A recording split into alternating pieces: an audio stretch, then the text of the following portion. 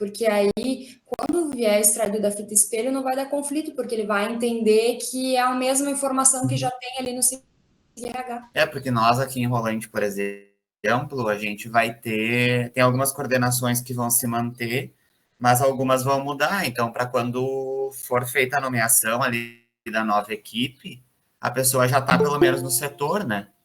Isso, tem que fazer pelo menos essa mudança manual no SIG-RH, mas eu acho assim, ó, que como já está sendo feita a mudança de localização de exercício, eu não sei como é o nome certo dentro do SIG-RH, localização, lotação e, não sei se é localização do exercício, será que é outro nome? Agora eu não estou lembrada, mas enfim, eu vou falar de localização mesmo, porque aí é o que vai aparecer quando tu entra na mesa virtual também, né? Ou para pedir alguma coisa, de almoxarifado, enfim. Mas aí, se já tá localizando ele nesse setor, que ele vai ser chefe, enfim, já teria que colocar a designação dele, se já tem a portaria, coloca manualmente também, e eu acho que isso até é manual, eu não tenho certeza, porque senão ele também não consegue assinar como coordenador, né?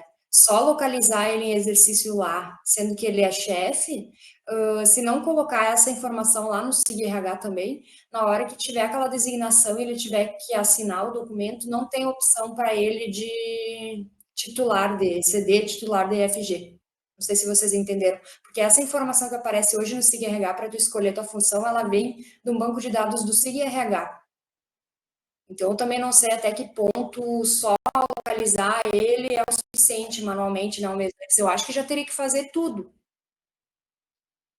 Mas eu acho que se ele não tiver localizado lá no CIAP, que sai só quando sai a portaria de nomeação dele no DOU, né? Digamos, se é um diretor de ensino, um coordenador lá, enfim, eu acho que não vai dar para, não cruza os dados. A gente até localiza no SIG-RH, mas no momento que roda a fita espelho, cai fora, como tu falou. Então, eu não sei como é que dá para fazer. O que acontece também com os profs substitutos, sabe?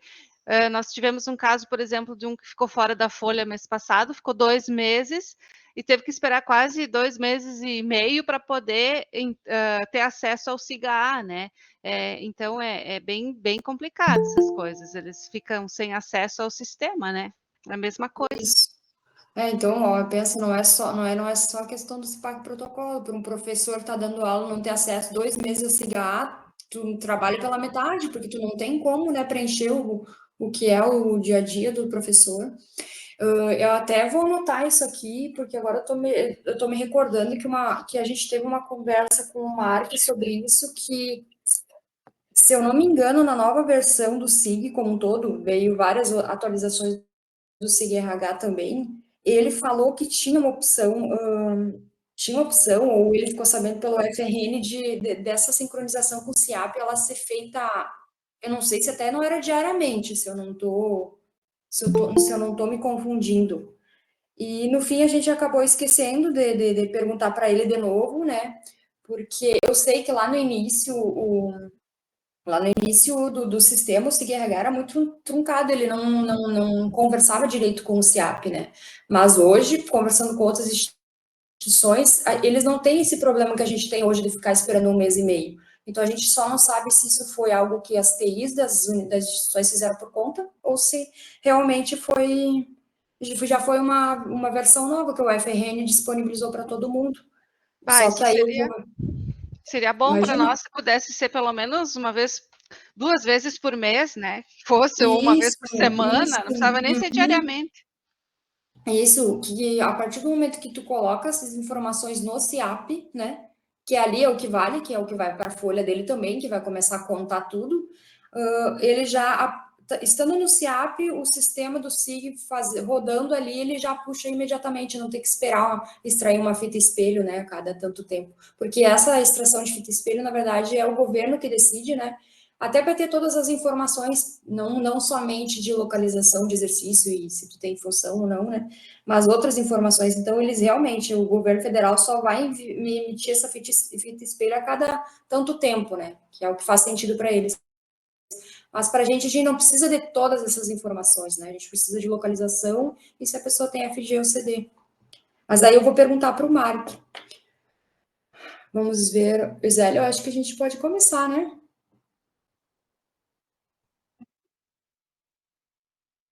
Tá. Uhum. Então, tá.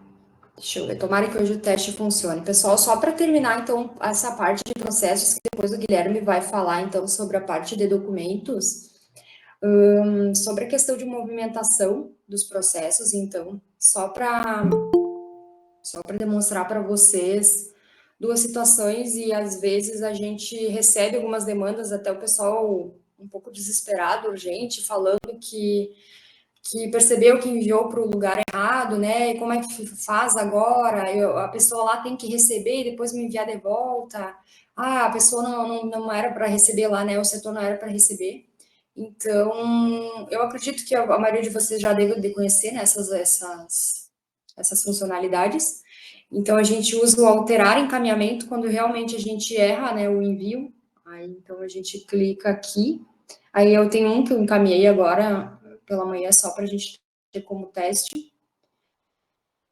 Vamos ver aqui.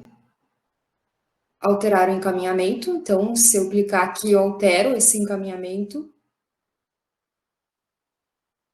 E aí eu envio ele para o setor certo, faço a alteração ok, né?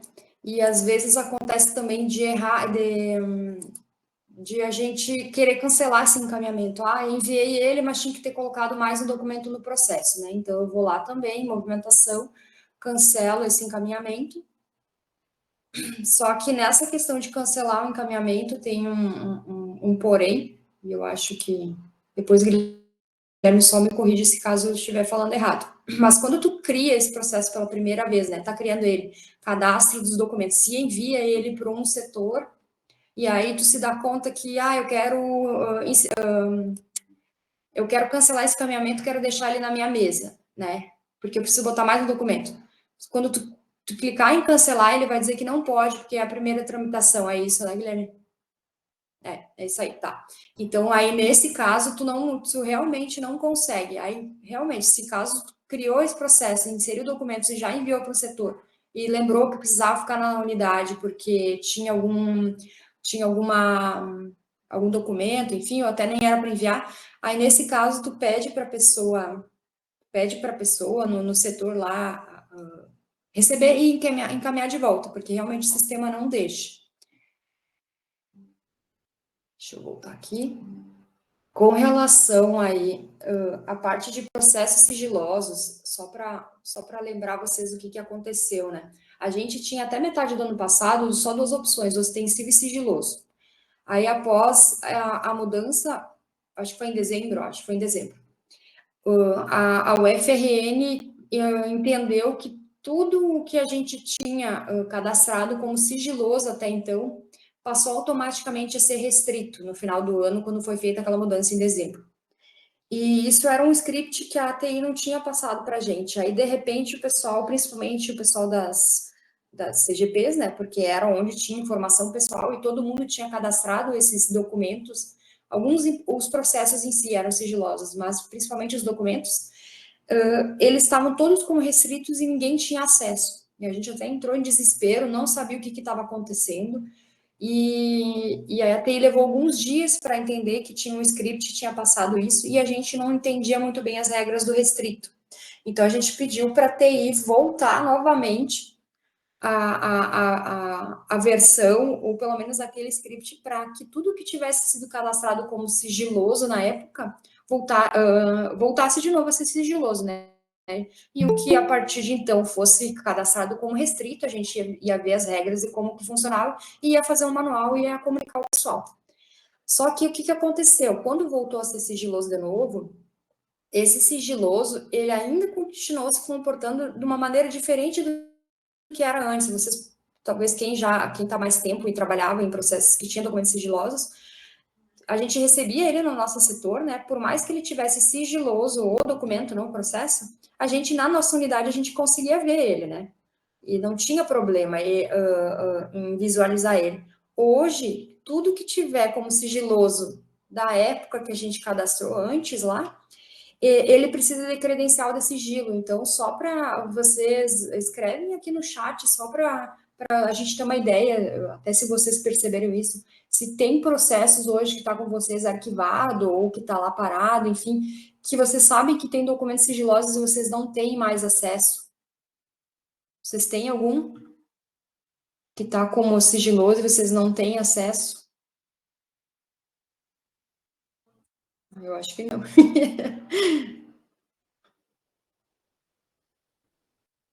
Tá. Eu acho que talvez, como são processos que vocês talvez já tenham resolvido ele, inclusive até arquivado, talvez não precisaram mais, né, pesquisar ele, enfim, olhar alguma coisa nele, então nem perceberam isso.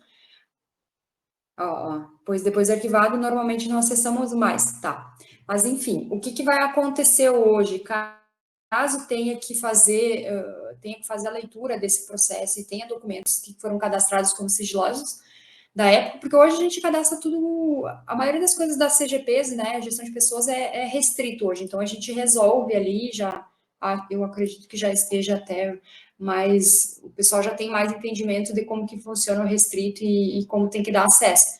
Mas a questão de sigilosos, eu vou pegar um exemplo, eu acho que eu nem vou conseguir por aqui, mas quando tiver o documento, deixa eu ver, o processo em si, né? O processo. Quando a gente clica no processo, a gente tem deixa eu ver aqui, um botãozinho que é gerenciar o sigilo. Aqui vamos pelos processos sigilosos, né? Então, aqui a gente vai ter que gerenciar a credencial de sigilo. Caso vocês tenham um processo tão sigiloso que a pessoa não está conseguindo acessar, o setor e a pessoa, né, que cadastrou, Guilherme, só para confirmar, acho que é, né? Tem que ser a pessoa, é isso, né? Ela... Pode falar. Não, é a pessoa, e vale depois para documentos também, né? É a pessoa Isso. que vai fazer esse mesmo procedimento aí. Então, aqui ela dá essa credencial. Aí, então, eu vou dar para outra pessoa aqui, né? Aí a Zélia vai poder ver. Eita. Vou pegar primeiro aqui. Aí aqui tu pode botar a data de vencimento, na maioria das vezes a gente não coloca, né? Mas aí credenciar documentos, sim ou não, então significa também se tu quer que a pessoa veja todos os outros documentos, né? Ou a gente sempre coloca o sim. Tem até um manual que explica melhor também isso daqui e adiciona essa pessoa para ela também poder ver isso daqui. Caso vocês queiram tirar também a pessoa, vocês podem tirar revogar, né, essa credencial dela, mas aí fica registrado aqui nessa parte aqui as pessoas que já tiveram, quem tem, né? Enfim, mas isso daí é só em casos que vocês realmente perceberem. Isso vai valer para documento, e o Guilherme também explica um pouquinho. Caso vocês tenham esses processos mais antigos, mas na dúvida também, se vocês tiverem dúvida, entrem em contato com a gente, que a gente analisa o documento e passa para vocês quem precisa, né, gerenciar a credencial, ou a gente passa o manual, porque é algo que não adianta também a gente ficar explicando e vocês lerem muito o manual antes, porque como é algo muito esporádico que vocês vão fazer, então, ler o manual hoje, talvez vocês esqueçam, então nem vale muito a pena, né? Então, deixa eu só passar, então, para a parte da retirada de peças. Aí eu não sei, Guilherme, se retirada de peças eu posso... Se tu fala também um pouco, ou posso falar ela? Pode ser, a gente coloca agora e depois, né, quando for falar da parte que se aplica. Puxa de novo. Pessoal, não sei se vocês usam com frequência o desentranhamento, né, de documentos de um processo, e uma coisa que a gente tem recebido bastante de demanda agora nos últimos dias, principalmente de quem está voltando de férias, né? A pessoa está voltando de férias e aí ela acessa a mesa virtual e aí já vem aquele recado dizendo que tem documentos pendentes de assinatura, e aí já trancou para ela, porque ela voltou de férias, voltou de afastamento e já está trancado. E aí ela nos informa, e foram vários os casos, que ela não quer assinar esse documento, porque esse documento ele foi inserido de maneira equivocada dentro do processo, ou ainda é um documento que ele, como fiscal, tinha colocado a pessoa como assinante, né, nesse documento, e só que ele estava em férias, não podia assinar. Então, o que a pessoa lá no setor que estava, né, instruindo o processo fez? Pegou e desentranhou esse documento do processo e ficou com aquela assinatura pendente da pessoa. Então, só para informar vocês que mesmo que tu desentranhe um documento de um processo e ele ainda tem assinaturas pendentes, vai ficar pendente de assinatura para essa pessoa. O tirar ele de dentro do processo não significa que o documento suma do sistema, né? Então, fiquem atentos a isso, e aí, nesse caso, depois o Guilherme vai explicar um pouco de como que a gente faz essa alteração para a gente não desentranhar um documento só porque realmente a gente colocou um assinante errado, né? Porque a gente consegue retirar a assinatura. Caso a gente já tenha cadastrado esse documento do processo, a gente consegue alterar só o assinante ali dentro, né? Então não precisa desentranhar. Se tu quiser também alterar o documento, quem fez o cadastro desse documento ou quem falta assinar também consegue fazer essas alterações. Então eu acredito que com relação à retirada dessas peças, é mais essa informação que eu queria passar para vocês, e aí depois o Guilherme também pode falar um pouco mais sobre isso. Só, Clau, a Adriane está com a mão levantada, talvez tenha a ver com o assunto anterior, e daí se ela quiser falar agora, Ah, sim. para não Uhum. o time. Bom dia. Eu até estava colocando ali no chat. Eu tenho bastante dúvida sobre essa questão dos documentos sigilosos dentro dos processos, porque, tipo, quando chega um processo aqui para a gente que tem um documento que esteja como restrito, eu nunca consigo abrir, nunca consigo visualizar. Então, toda vez que eu for incluir um documento restrito dentro de um processo, eu preciso ir lá em gerenciar credenciais e dar permissão para quem eu quero que veja esse documento, é isso? Não, deixa eu até explicar para vocês como que funciona isso via legislação, né? A gente tem o ostensivo, a gente tem o restrito e a gente tem o sigiloso, né? O sigiloso, ele tem graus de sigilo que seriam de 5, 15 e 25 anos, que seria, vamos lá, secreto, tá secreto, qual que é o primeiro? Reservado ou não? Reservado. Reservado é o primeiro, o secreto e o secreto. Para fins da instituição, a gente percebeu que nenhum desses graus aí é ligado ao IFRS, né? Por enquanto não tem nada, porque isso é mais baseado em ministérios também, né? Pela questão de segurança pública, dependendo da informação, isso pode, né, abalar de alguma maneira algum funcionamento do governo federal, enfim. Então, o que a gente fez? A gente retirou a opção de sigiloso, né? Tiramos esses 3 graus que a gente coloca quando coloca sigiloso. E aí, na época que a gente não tinha o restrito ainda, que era até o final do ano passado, a gente criou um grau fictício chamado restrito lá dentro, né? Hoje, ele... eu não sei nem como vou explicar para vocês para não ficar confuso isso. Deixa eu pensar para não ficar muito confuso. Porque talvez, Adri, o que tu tá falando, o restrito seja do grau que a gente criou hoje, né, Guilherme? Eu acho que talvez seja isso. E aí, os documentos que a gente coloca ali no processo e seleciona ali ele como restrito, porque tem CPF da pessoa. Tá. Mas aí quando tu seleciona na natureza o restrito, porque quando tu seleciona o sigiloso hoje, que não era para o pessoal estar usando esse só para o pessoal de PAD e sindicância, quando tu cria o documento sigiloso, ele vai te dar os 3 graus que a gente inventou, porque não tinha outra opção, a gente não poderia usar o restrito para PAD, porque ele ainda é muito aberto para a legislação de PAD, sabe? Então, quando tu tá falando, é na natureza mesmo, já cadastrar ele como restrito, isso? Eu acho que só... Quando eu tenho um documento ali que eu baixo, digamos, um relatório ali do sistema que tem dados pessoais dos servidores e eu preciso incluir isso lá dentro do processo. Então, eu preciso colocar ele como restrito. Okay. Como que eu gerencio para que a pessoa que vai receber esse processo, ela consiga abrir e visualizar? Tá, então é o próximo aqui, eu acho, que eu vou falar agora, é gerenciar acesso de restrito. Isso. Deve ser restrito mesmo, né? É o caso do exemplo que a gente deu ontem, do documento comprobatório de pessoal, né? E que a gente explicou, a gente mandou e-mail, até logo que a gente entrou essa atualização, com relação à necessidade das chefias de cada setor irem lá e fazerem essa autorização para todos, uma vez só, para todas aquelas pessoas na unidade que poderiam, né, que deveriam ter acesso a esses documentos. restritos, né? Aquilo que a Cláudia explicou antes tem a ver com o sigiloso, que foi uma questão de erro do sistema ali e tal. Aí, a partir de agora, a questão do sigiloso apenas para a questão dos documentos e processos, principalmente de PAD, que aí é uma questão específica, né? E realmente aí ele é mais limitado e aí ele tem que ser feito de outra maneira, como a Cláudia explicou ali.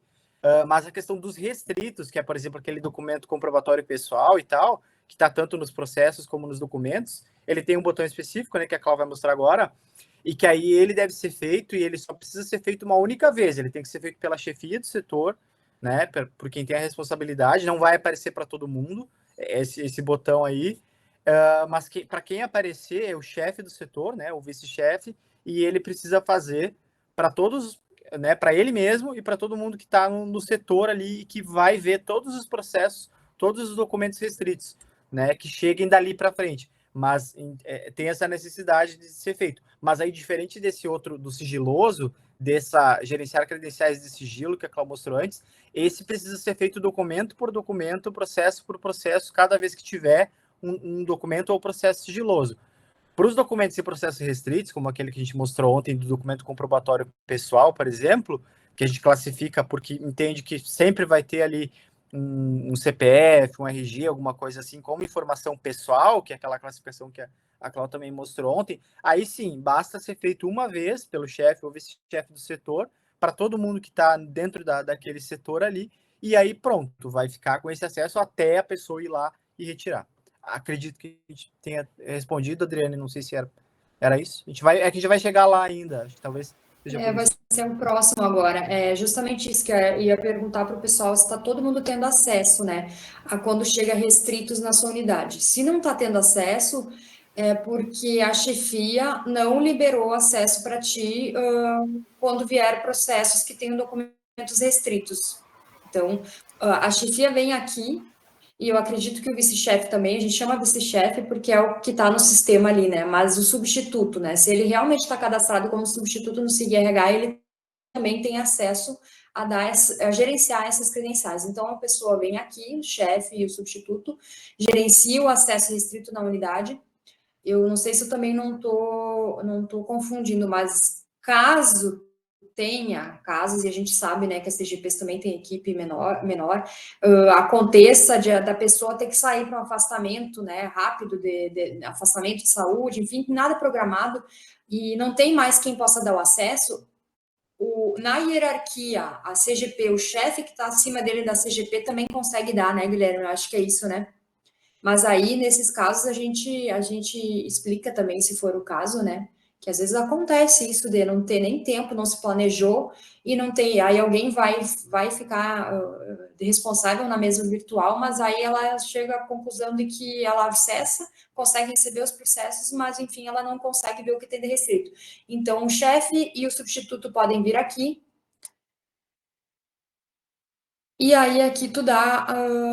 Aí eu estou pela coordenadoria, né? É o que eu tenho acesso, a gente não tem nada mais abaixo aqui, então eu vou dentro da coordenadoria, eu quero. Então, aqui vocês podem ver que tem, né, algumas informações já. Eu não sei se eu consigo te dar de novo, Guilherme, mas eu acho que. Deixa eu ver se aparece. É uma coisa muito simples aqui, né? A pessoa, o chefe vem aqui, a chefe vem aqui, clica em adiciona e a pessoa tá aqui, né? Já tá, o usuário já tá ativo, mas aí ela tá ali. E a partir do momento que cadastra, a pessoa do setor já consegue ter acesso a todos os documentos que estiverem cadastrados como restrito. Restrito com a hipótese legal de documento pessoal. É esse daí. Adriano, não sei se é esse o caso, e tu tá até hoje, então, sem ter acesso aos restritos, isso? Acredito que agora a gente vai conseguir aqui. Tá. Então, façam isso até com quem for chefia, né, ou quem não for, converse com as chefias para liberar isso, né? E aí, às vezes, acontece também que, às vezes, o chefe é o único na equipe, e às vezes tem que sair, né? Tem que não.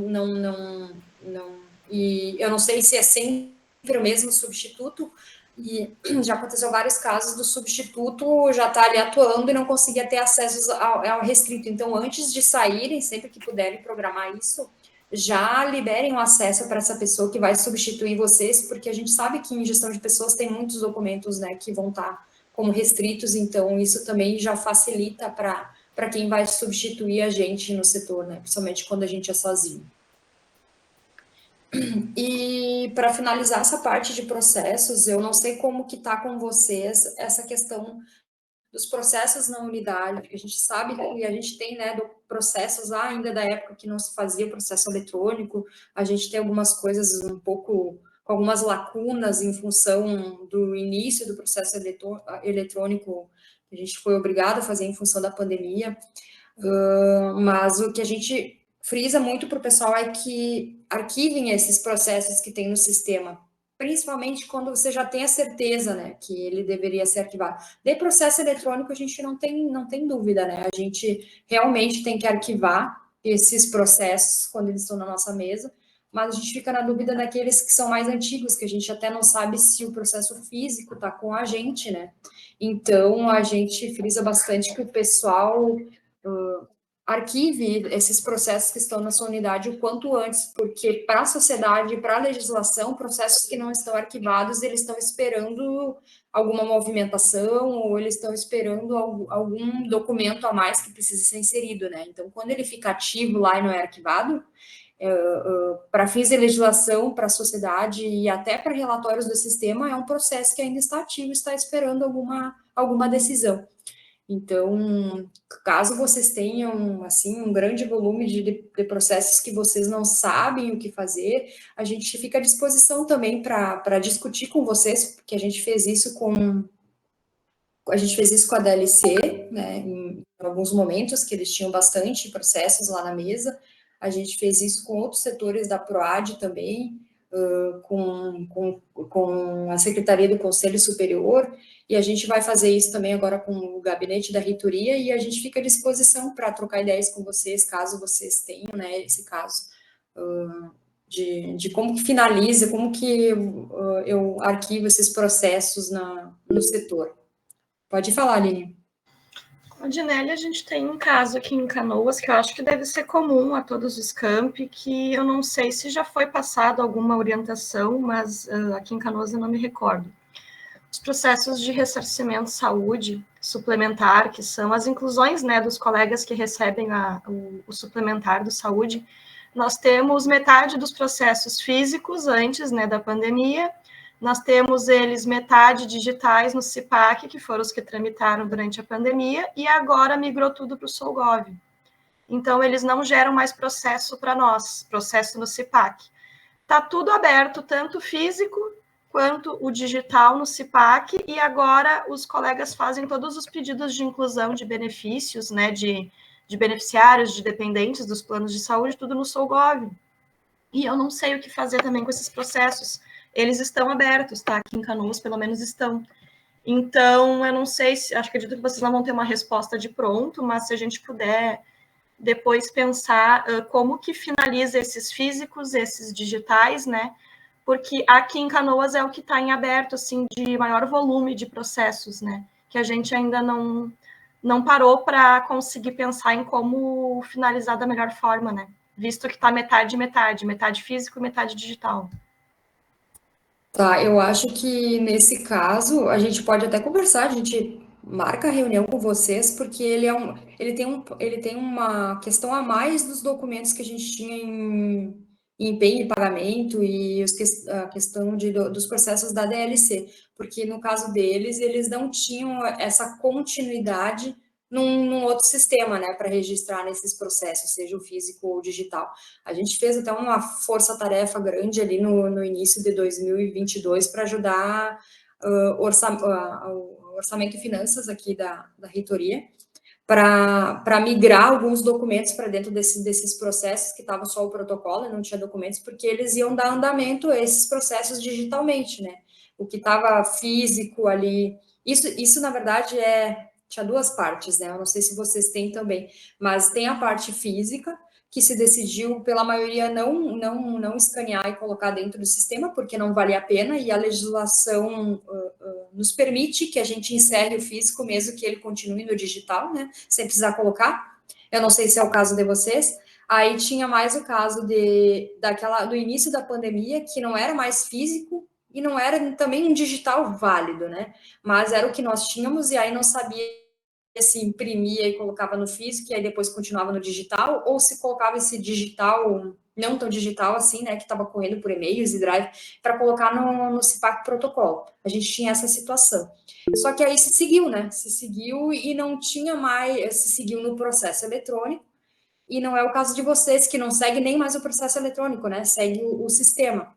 Então, eu acho que não vai ser muito diferente do que a gente já fez com outros setores, só com a diferença que a gente vai orientar vocês também a finalizar esse digital e colocar alguma informação nele com relação ao que existe o físico e que hoje, né, a partir de tal data, ele vai para o sistema. Mas, com certeza, eu e o Guilherme ficamos à disposição para a gente fazer uma reunião até para a gente entender, provavelmente não vai ser em uma que a gente vai decidir, mas até para vocês passarem as situações de vocês, né, porque a gente vai depender muito de como que está a situação de cada campus e pode ser que tenha exemplos diferentes para cada um, né? Pode falar, Lina. Não, só para complementar, sim, o mesmo processo cadastrado no CIPAC é o mesmo número do físico, né? E tem muito documento, tá? Porque era na época que a gente tinha que pedir a comprovação anual, né? Dos ressarcimentos de saúde de todos os servidores. Então, a gente tem comprovantes mensais dos anos inteiros, um pouco impresso, um pouco salvo no Drive, da época da pandemia, e um pouco no CIPAC. E agora, nada disso tramita realmente, agora é tudo no SouGov. Então, tem todas essas partes, assim, só para mais ou menos contextualizar. Mas, sim, eu acho que a gente vai precisar conversar mais depois para decidir o que fazer. Certo. Por a minha parte agora terminou aqui, Guilherme, se tu quiser falar alguma coisa mais disso, ou falar já da aba documentos. Não, acho que a gente já pode passar, se não tiver mais nenhuma dúvida com relação a isso. Eu coloquei no chat ali também a nossa aba de portais e documentos, de manual de documentos e processos. Deixa eu ver aqui se eu consigo. Deu certo aí? Cláudio, pode me avisar se... Deu. Tá aparecendo a tela. Então, a gente vai, como a gente falou também ontem, né? Qualquer dúvida, qualquer coisa que vocês tenham, podem aproveitar agora para perguntar, né? Mas também, caso não fiquem satisfeitos, né? Ou que a gente não consiga responder agora, depois também temos o e-mail, né? O chat ali do próprio e-mail e também o suporte, né? Que vocês podem entrar em contato. Então, aqui a gente, né, vai tentar fazer esse mesmo esquema que a gente estava fazendo ontem, né? Mostrando cada item aqui, né? Se vocês tiverem uma dúvida com relação a qualquer um desses procedimentos e tal, só interromper, levantar a mão, né? Que a gente tenta responder na hora, né? Que às vezes é melhor. Então, aqui a gente, né, semelhante ao que a gente tinha ontem com relação a processos, até a gente falou ontem, né?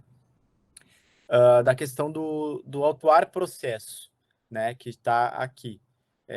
Esse autuar processo, ele vai ser, como a gente explicou ontem, para documentos avulsos, documentos que foram cadastrados e que foram cadastrados pelo setor ou que chegaram ao setor, estão, né, dentro da minha unidade e que eu quero autuar, né, transformar em processo. Para criar esses documentos avulsos, então a gente tem essa primeira opção aqui, que é a de cadastrar documento, né? Aqui, acho que Cláudio tinha colocado algum exemplo, talvez que seja mais adequado para a gente colocar aqui como exemplo, que alguém de vocês de gestão de pessoas utilizem mais, talvez, cópias de documentos de órgão externo. Eu acho que ali, eu não sei, pessoal, vocês têm algum tipo de de informação, algum ofício, alguma coisa que vocês tenham que só responder, talvez até para um órgão externo, o pessoal usa bastante, eu vou dar o exemplo do gabinete, né? Quando tem que responder a algum órgão externo, responde através de um ofício, né? Ou alguém tinha comentado ontem sobre fazer declarações também por ali, porque aí é um documento avulso, aí tu arquivas, né, esse documento na unidade e passa para a pessoa um PDF, ou ela mesma acessa por ali e retira, né? Eu faço um download do PDF. Mas aí, nesse dos avulsos, eu acredito até que não tenha muito que as CGPs criem, né? É, isso. Nesse caso seria, bom, a gente tem também essa questão da declaração, né, que a gente pode, que aí também talvez vocês estejam utilizando para alguma coisa que a gente não consegue gerar por nenhum outro sistema, né, por nenhuma outra plataforma, de nenhuma outra forma, e a pessoa precisa dessa declaração, precisa né, desse documento que dê alguma comprovação de algo que ela fez, por exemplo, né, e que isso não está em processo, pode-se usar também o documento avulso, né? Cadastrar o documento avulso. Por exemplo, também, já é um outro caso que acontece, né, com outros setores, pelo menos a questão de um ofício, por exemplo, né, que eu preciso enviar para vários setores, né? Eu preciso um ofício com a pauta de uma reunião, por exemplo, né? E que eu preciso mandar para todos os setores de gestão de pessoas de todos os campi, né? Um convite da DGP, por exemplo, para um encontro, né, de gestão de pessoas, e que eu quero fazer isso através de um ofício, né, enviando para cada CGP, e não quero fazer por e-mail, enfim, quero mandar a pauta junto, pode-se usar o documento ofício aqui, por exemplo, né? Aqui, o caso do documento, acho que até talvez seja um exemplo mais adequado, assim, né, que talvez vocês utilizem mais, né? Mas documento de órgão externo, por exemplo, quando eu recebo, até acho que foi uma questão ontem, né? Quando eu recebo um documento que veio de fora, né, solicitando algum tipo de informação, Ministério Público, de uma outra universidade, uma outra instituição, qualquer que seja esse documento, e que ele já veio, né, assinado, já veio criado por um outro sistema, e ele vai ser só uma cópia, né? Eu recebo uma cópia desse documento por e-mail, por exemplo, eu posso vir aqui e cadastrar ele como documento avulso. Daí depois, né, como eu falei ali, ele pode tanto se transformar num processo, né, ser o primeiro documento de um processo e que eu vou seguir colocando outros documentos depois, a resposta, um encaminhamento para um outro setor, né, mas ele também pode ser fazer parte de um outro processo que já exista, né? Quando eu tenho, por exemplo, quando eu demando informações para duas ou mais unidades, setores, e eu quero concentrar essas respostas, né, através de um único documento. Para eu não precisar, como o documento ele não pode estar em vários lugares ao mesmo tempo, eu deixo esse processo na minha mesa e eu solicito que essa resposta, para ela não precisar vir por e-mail, eu fazer um print, colocar eu mesmo lá, né, com a minha assinatura, né, dentro do processo, eu peço essa resposta através de um documento avulso dentro do sistema. Então, eu fico com o processo na minha mesa, né, e eu recebo a resposta de duas, né, unidades ou de todas as outras unidades através de um documento avulso. Pode ser um ofício, pode ser um relatório, não sei. E depois eu coloco esse documento dentro desse processo, né? Todos esses documentos dentro do processo. Aqui também é um outro detalhe até que foi agora, né? Ele só aparece anexar documento digital, né? Por que ele não aparece escrever o documento? Porque aqui, como a gente explicou ontem também, né? A gente já entende que é uma cópia de documento, né? É uma cópia de documento, como eu falei também agora, ele é um documento que já foi criado, que já foi assinado por alguém em outro sistema, em outra plataforma, né, externa ao IFRS. Então, como o nome já diz aqui, é uma cópia de um documento externo. Portanto, ele não tem como não ser um documento digital, né? E é aqui eu vou colocar as informações, né? Todas referentes ao documento. Eu acho que até eu vou usar o ofício como exemplo, que acho que talvez seja mais... esse sistema vai deixar. Quando vai aparecendo aqui, Guilherme, olha só para vocês entenderem por que está esse cópia de documento de órgão externo. No início do sistema, que veio toda a listagem da UFRN, ele inclusive tinha lei, decreto, todos esses nomes, e aí a listagem de documentos que tinha ali era mais baseada em documentos criados por outros órgãos ou por pessoas físicas de fora do que os próprios documentos da instituição. Então, não fazia sentido a gente ficar tendo que colocar vários tipos de documento a cada vez que se cria alguma coisa fora da instituição, porque a gente estava trabalhando, na verdade, para cadastrar documentos de órgão externo. Então, a gente optou, e conversando com outras instituições, de colocar essa nomenclatura, né, de copa de documento de órgão externo, porque, mas aí pensando em órgão, né, não de uma pessoa física que está enviando algum documento comprobatório, enfim, mas aí entra todos esses documentos que vêm de um órgão, de uma instituição de fora. Aí aqui como também ele vai ter algumas diferenças, né, pequenas diferenças com relação ao adicionar documento, né, dentro de um processo que já existe. Como aqui ele é um documento avulso, né, como eu estou cadastrando ele, aqui ele não vai ter aquele botão aqui, né, de adicionar documento, que tem quando a gente está colocando dentro de um processo que já existe, que a gente pode cadastrar até mais de um cada vez, né. Cada ação que a gente vai fazer, a gente pode colocar aqui um ofício, pode colocar um anexo, enfim. Aqui, como ele é um documento avulso, ele já, né, eu posso escrever ou anexar, vai depender da situação, né? E não vai aparecer o botão de adicionar documento, porque ele é um documento avulso, né? Aqui a questão das assinaturas, como a Cláudia também já explicou ontem, né? Aqui a questão do... Já vou assinar agora.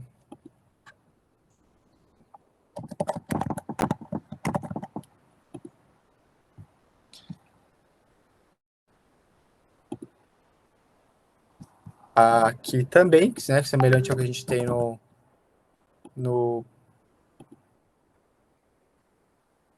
processo ali, a gente vai ter o interessado, né? Isso aqui já é mais tranquilo. Aqui que entra também essa questão da movimentação inicial, né? Que dependendo da situação, então pode ser um documento que eu vou receber, que eu vou deixar no meu setor, porque ele é um documento, por exemplo, né? Como a gente está dando o exemplo da cópia de documento de órgão externo, ele vai ficar no meu setor, porque eu vou usar ele para dar uma resposta, né? E aí eu vou criar um processo, eu vou colocar ele num processo, mas eu preciso dele no meu setor, ele pode ficar no meu setor.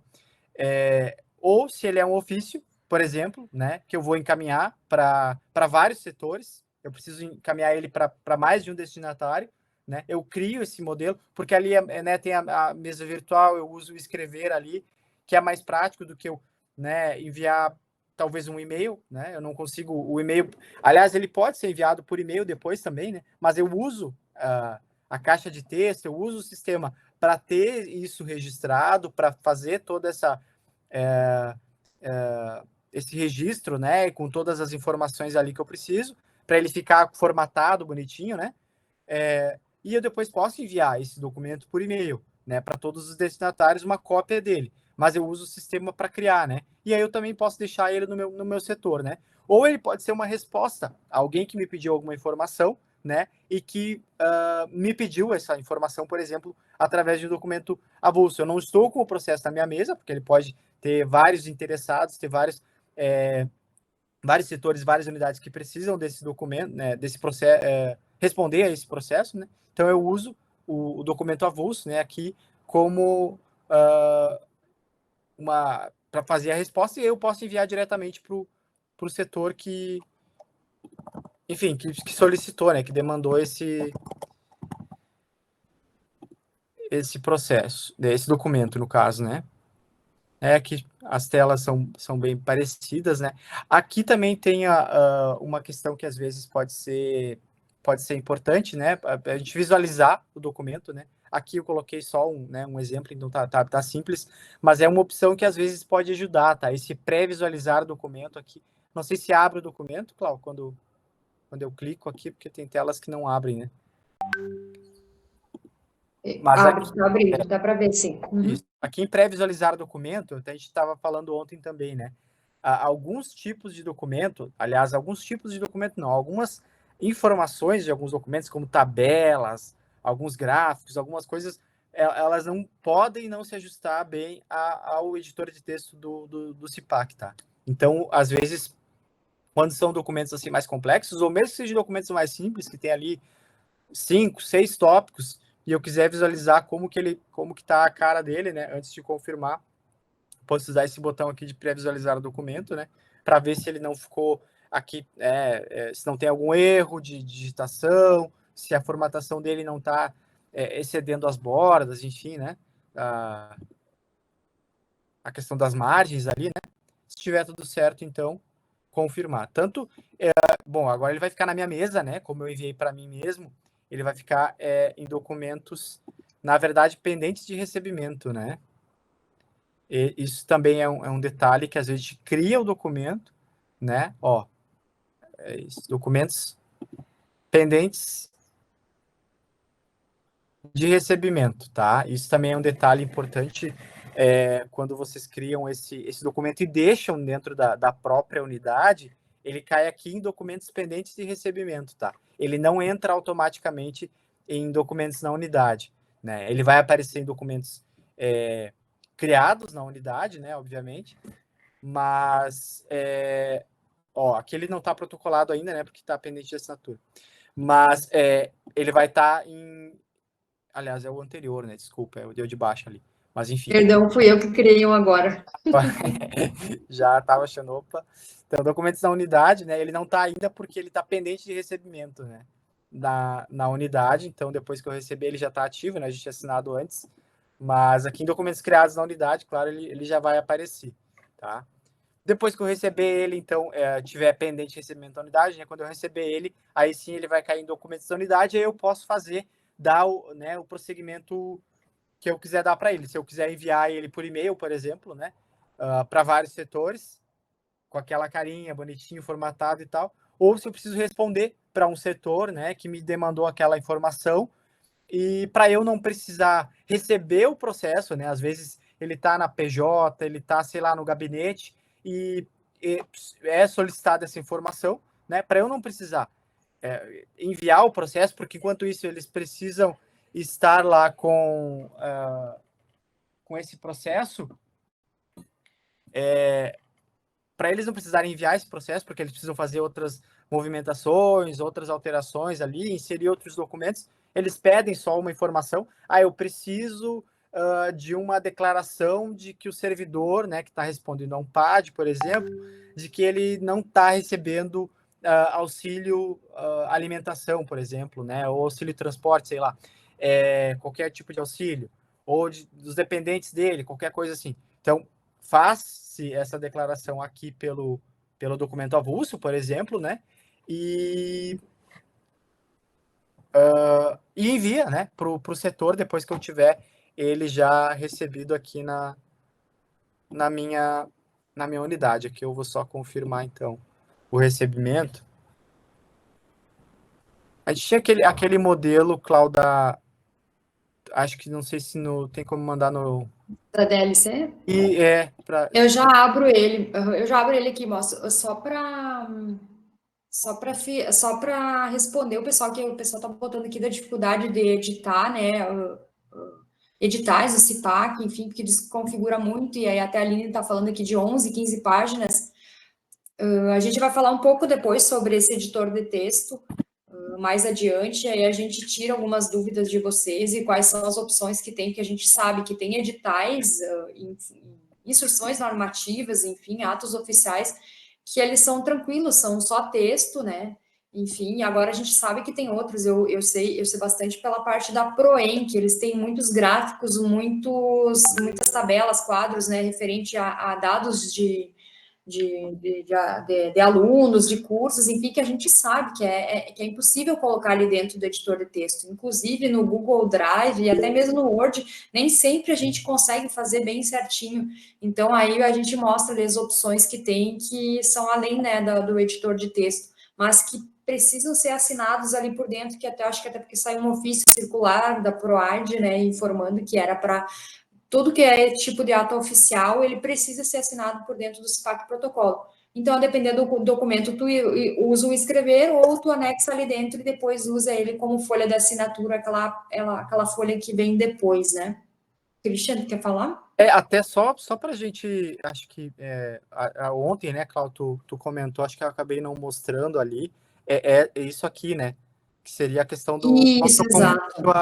como eu confiro a autenticidade, alguém questionou ontem, né, por fora do sistema depois, tá, a gente pode mostrar também, mas tá aqui o endereço, antes de a gente entrar, de login no sistema, a gente faz automaticamente, entra lá, já coloca a senha e tal, e já entra direto no sistema, né? Porém, aqui, né, a gente vai ter o portal público depois, tá? Que aqui ele tá o SIG teste, né? Mas no SIG, no produção lá, né? No que a gente usa no dia a dia, ele é o mesmo endereço, só que sem o teste, né? E ele vai ser basicamente esse mesmo endereço aqui, tá? E aqui as informações, talvez quem já usou plataformas, sistemas de outras instituições, né?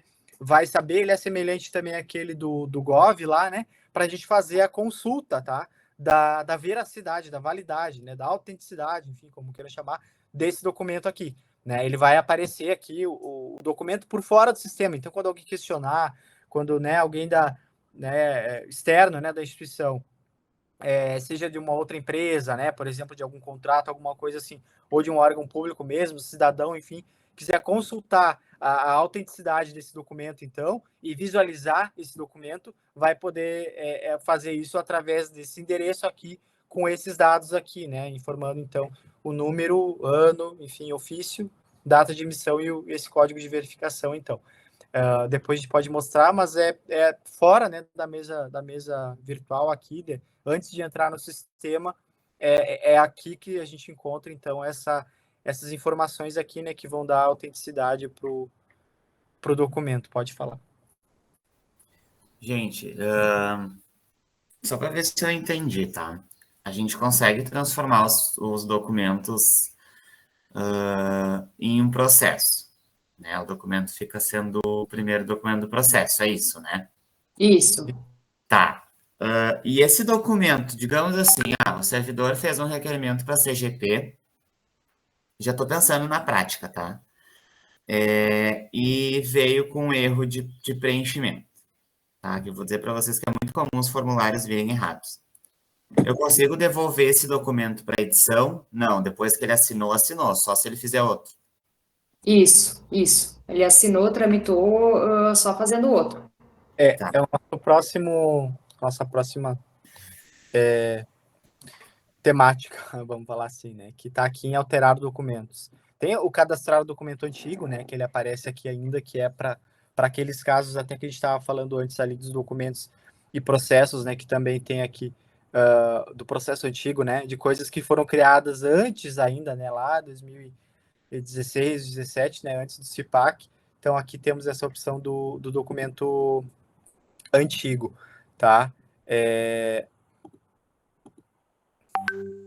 Mas Guilherme, depois... eu já coloquei para ti ali aí um documento que eu também não assinei, que é aquele lá, até para tu poder alterar ele antes de assinar, né? Isso. Aqui, então, a gente vai ter essa opção de alterar documentos, acho que foi o Christian, né, que falou agora, que ela serve para isso. Porém, ela tem, assim como o alterar processo, que a Cláudia mostrou ontem, ela tem algumas regras, tá? São várias situações, assim, que podem acontecer, até, Cláudia, me ajuda se eu acabar esquecendo alguma. Aqui, ela vai aparecer, tá? Aqui, para mim, acho que agora eu preciso ter, né, um documento... Tu assinou o outro também? Eu acho que eu assinei sim. Deixa eu ver aqui. Assinei todos. Não, acho que... Peraí, a princípio tem um ali, foi o que tu cadastrou agora, né? Deixa eu atualizar aqui.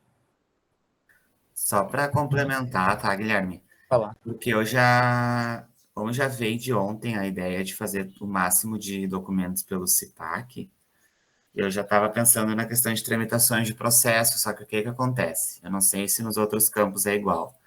A gente recebe os formulários com muitos erros, sabe? Então, assim, às vezes tu devolve para o servidor, pede para corrigir, e o servidor te devolve errado de novo. Então, daqui a pouco, se a gente for fazer direto por CIPAC o documento, vai ser um camalhaço de documentos, sabe? Porque o servidor vai fazer, daí tu vai ter que devolver, daí ele vai fazer, tu vai ter que devolver. Então acaba se tornando um pouco complicado para nós. Eu já estava pensando em fazer tudo por aí, entendeu? Sem mais formulário assinado por fora. Mas aí vai ser É, bem eu acho que depende, assim, Cristian, de cada situação, né? Eu acho que como vai também um pouco da questão de cultura, assim, da gente acostumar, né, a usar o sistema ali e o servidor aprender também, enfim, a utilizar. Vai também uma questão dos modelos disponibilizados, né? Acho que depende muito também da que a gente estava, a Cláudia comentou, né? E que alguém colocou no chat aí que eu não vi quem foi. A questão da complexidade dos modelos, né? De quantas informações, a gente teve essa discussão já outras vezes. Quais são as informações realmente necessárias, né? De a gente se ter, né? Qual é a situação? O que se aplica aquele documento? Ele é para uma declaração simples, ele é um documento mais complexo, é um pedido de algum benefício que ainda não está no SolGov ali, que eu preciso pedir por aqui. Precisa realmente ter nome, CPF, CIAP, endereço, todas essas informações no documento que, sabe, uma declaração que o servidor está pedindo, uma alteração de férias, alguma coisa que, enfim, alguma alteração de férias está no SolGov. Mas, enfim, a gente teria que ter alguma coisa mais prática, assim, mais objetiva para a gente conseguir visualizar isso e auxiliar vocês nesse sentido, sabe? Eu acho que, então, essa discussão passa por esses vários pontos, sabe? Da complexidade dos modelos que a gente tem, da necessidade de se criar realmente um documento para fazer isso no CIPAC e da própria questão de cultura, da gente colocar documentos nos modelos mais adaptados para o CIPAC, né? Mas eu acho que sim, é uma discussão válida e aí também mas é uma questão que realmente, como a gente falou ontem, né, passa por uma definição das próprias CGPs, da CGP, né, de criar modelo. Até a gente estava falando, Claudio, da questão da DLC, que acabou acabei lembrando. Eu vou compartilhar agora e eu posso vou até fazer falar do exemplo da DLC também. e aí depois eu volto no alterar documento, pode ser?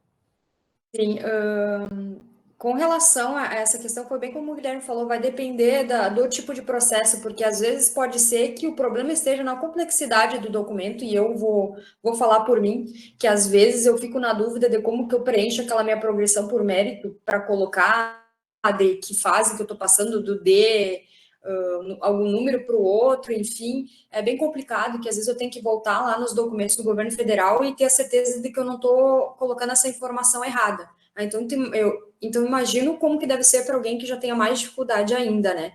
Então, pode ser que seja a complexidade mesmo, né, das informações para botar no documento, ou às vezes não seja isso, seja realmente pessoas específicas que sempre erram, que tem que estar sempre, né, explicando de novo e ela envia errado de novo. Então, podem ser vários casos. E a gente pode dar um exemplo da DLC também, que eles também têm um documento que é bem complexo para fazer lá, e agora eu não vou me lembrar qual que é. Eu não sei, Guilherme, se a Alana também estiver aí, que o pessoal decidiu, porque pelo fato de ter que estar toda hora explicando, as pessoas na época que era o processo físico tinham que pegar e voltar de novo, digitar, e o pessoal riscava e dizer, não é essa informação, enfim, né, precisa estar assim. Que o A documento DLC de... formalização da demanda, não? Eu acho até que é. Até uma questão que a gente colocou ontem e um cuidado que a gente tem que ter de saber se aquele tipo é para nossa necessidade. A gente teve um problema porque esse documento de formalização de demanda, né, é um nome tão amplo e tão bonitinho que a gente diz, opa, eu estou formalizando uma demanda minha, então eu vou colocar esse tipo. E não, né, ele é um documento específico, né, da legislação para casos, né, de licitações de contratos, né, só para complementar, Cláudio, pode continuar. Isso. E aí o pessoal da DLC decidiu que, bom, a gente já tem que ajudar o pessoal, né? Já tinha complicação do pessoal imprimir, vir aqui, depois ter que refazer tudo, imprimir de novo e mandar para a gente. E isso continuou no processo digital, não foi diferente. Então, eles decidiram que se eles tinham que fazer essa análise prévia antes com o pessoal, que eles preenchessem esse modelo no Drive e todo mundo ia lá e ia colocando as informações para saber se estava tudo ok. E aí, a partir do momento que realmente estava tudo ok, a pessoa copiava e colava e colocava no editor de texto, né? Se for o caso, ou se para você ficar melhor que a pessoa gere esse PDF do Drive e anexe e assine depois, eu pensando no servidor, né? Anexe ele e assine, se for mais como é que eu vou dizer, mais fácil, até para não desconfigurar, porque a gente sabe que tem muitos modelos da DGP que tem aquelas bordas também, né? Enfim, mas essa é uma opção. Eu estou pensando pelo que a DLC acabou decidindo, mas eu sei que também para vocês talvez não seja tão tranquilo também isso. Mas o fato de ter que estar toda hora pedindo, voltando e pedindo para fazer novo documento, esse tempo que se perde fazendo essa conta e se é viável que essa pessoa compartilhe com vocês lá no Drive já o preenchimento e vocês possam dizer, ok, tá certo, e a pessoa baixa ou copia e cola para dentro do sistema, se for uma opção, né? É um exemplo que a gente dá que deu certo com a DLC. Então, mas é bem complexo porque a gente precisaria saber processo a processo, porque nem para todos os processos serviria, e às vezes é questão até de servidores em específico, né, de algum campus que tem mais essa dificuldade. Eu vou só compartilhar com vocês uma questão, mas aí é mais para vocês, né, como o DGP e CGPs, que é um documento que a DLC fez. Deixa eu ver se eu consigo compartilhar aqui com vocês. Tem a ver até um pouco, acho que já respondendo o que a Adriane colocou no chat ali, acho que vai ajudar a responder talvez a tua questão, tá, Adriane? Não é uma coisa que a gente está obrigando, que a gente está dizendo que todo mundo tem que fazer, mas é uma coisa que a gente tem um exemplo, né, uma boa prática que a gente tem já, que a gente viu que funciona, está funcionando para o setor de licitações e contratos, tá? Então tem a ver com isso, uma das saídas que a gente pode ter para esses casos, tá? De que tipo de documento eu uso, como que eu cadastro, mas eu tenho um documento que eu sempre chamei de um jeito, como que eu vou chamar ele no sistema, né? Como que eu vou dar, qual nome eu vou dar para ele dentro do sistema? Então, aqui, pessoal, isso é só o que o pessoal das licitações e compras, contratos nos campi acessam, e quem gerencia é a DLC. Então, eles dividiram por setores aqui, né? Para ter uma ideia, tem algumas coisas até que eles têm que atualizar em função de mudanças, eu acho que o portaria é um deles. Mas quando eles fizeram a migração para o processo eletrônico, a gente fez uma virada de chave, assim, tensa, porque realmente era para ser processo eletrônico. Tudo que pudesse ser escrito ia ser escrito, né? Aquilo que já vem de fora, que tem que ser tirado de sistema, ou quem recebe por e-mail de empresas, enfim, esse teriam que ser anexado. E então a gente, junto com eles, a gente criou essa tabelinha para eles também terem uma noção, assim, do que eles tinham que colocar, né? Aí tem essa parte de documento, que aí é documento de formalização da demanda, que eles até têm que aumentar. Não, tá aqui, não está certo. Esse é o nome popular, né? Eu acho que é isso, né? O nome do documento. Isso. É o nome popular que eles conhecem, né? E aí, depois aqui, se ele vai ser na ata digital ou se ele vai ser um anexo. Aqui aparece... Aqui foi... Isso daqui eles colocaram para saber se caso alguém tinha dúvida em qual manual procurar, mas isso também já mudou bastante, né? Porque a gente alterou os manuais agora em 2023, vários. Aí o nome do documento no SPAC protocolo. Aí eles acharam interessante também contar a origem do documento, porque eles tinham bastante dificuldades também nessa questão, e aí às vezes vinha uma pergunta do campus e aí eles não sabiam, então pelo menos eles tinham já isso aqui tudo, e as pessoas podiam acessar ali, né? Então os setores dos campos acessam por aqui, e ainda assim, se tiverem dúvidas, eles entram em contato com a DLC entra em contato com a gente, e a gente altera, cria tipo novo, enfim, a depender da legislação, que da DLC muda muito, né, o tempo todo, e a DGP também, gestão de pessoas também. E aí aqui no lado tem a questão, uma coluna de observações, que o pessoal coloca algumas questões, mas vocês também, né, podem ter colunas diferentes, mas isso é só um exemplo que a gente dá, sobre como eles fizeram para ajudar, auxiliar o pessoal nos campi também, né? E às vezes tem alguém que está substituindo, a gente sabe que tem bastante rotatividade, e aí muitas vezes o treinamento que o pessoal recebeu já depois é outra pessoa, então pelo menos essa ferramenta o pessoal já tem como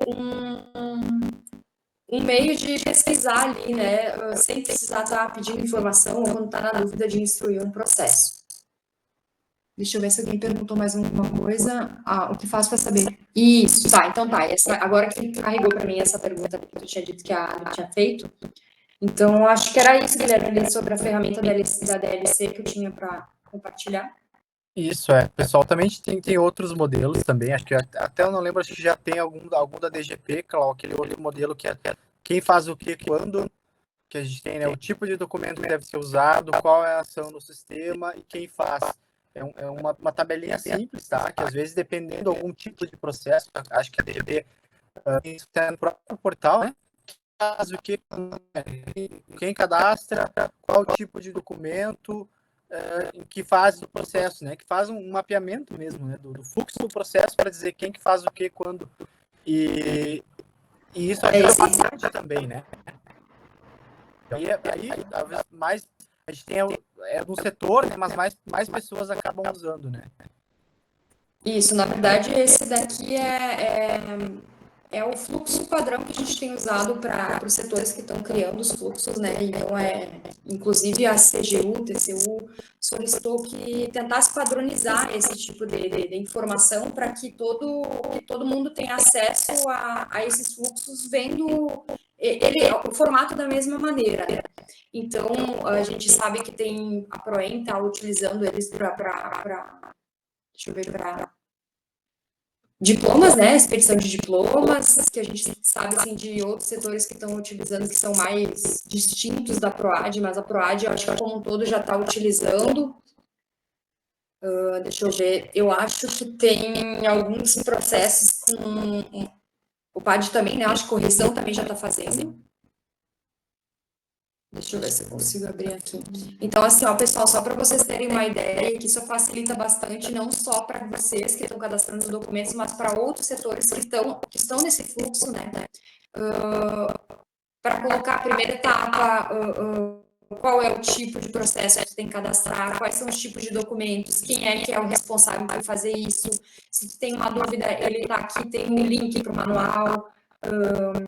Tem informações, quantas pessoas que devem assinar esse documento, enfim, é um padrão que também pode ser, né, atualizado, eu acho que ele pode sim evoluir mais, ter mais informações, né, eu sei que tem outros setores, o almoxarifado também, que eu acho que estão colocando algumas informações a mais, e tem uns que não precisa ter tudo isso de informação, mas é um fluxo que auxilia bastante, não só a gente, mas os próximos que vão receber esse documento, e até quando a gente não sabe, está na dúvida, está parado esse processo, quem que tem que fazer alguma coisa, qual é o documento que está faltando, e aí tendo esse fluxo, né, nesse padrão, a gente facilita para a gente visualizar com quem está, com quem deveria, e o que a gente tem que fazer. Lembrando, gente, que a gente está falando aqui, né, são só exemplos, modelos, né, ferramentas que podem ser adaptadas para as necessidades e para a realidade de cada setor ou de cada área, né? Então, a gente está dando alguns exemplos aqui que a gente viu que funcionou, né, que estão funcionando, claro, como a Cláudia falou, precisam de adaptações, melhorias, né? Talvez, mas é muito texto, é muito confuso. Bom, dá para se fazer ele complementar, por exemplo, mapeamento de fluxo mesmo, né? Aqueles né, que é do bizarro, aqueles que fazem quadradinho, ele pode complementar alguns fluxos melhores, informações, né? Tá falhando a voz para mim, Guilherme, eu não sei se para o pessoal também tá. Sim, também tá falhando aqui. É que começou a chover aqui e a gente mora perto um do outro também, eu acho que talvez seja por isso, né? A internet começa a oscilar o sinal.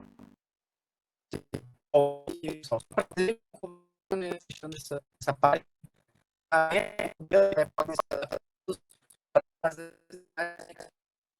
Guilherme, eu pelo menos não consigo entender nada do que tu fala, tu tá um robô travado. Aí, tá.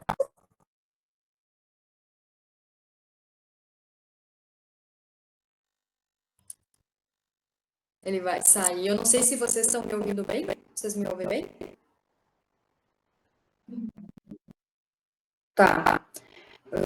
Deixa eu ver, eu vou continuando aqui para falar um pouco para vocês Eu acho que eu vou, enquanto ele entra de novo, eu vou falar um pouquinho sobre, então, essa parte do editor de texto, né, pessoal? Eu não sei como é que ficou para vocês. Eu vi que o pessoal falou bastante sobre essa questão de usar o editor de texto para alguns documentos mais complexos, que tem muitas páginas, né?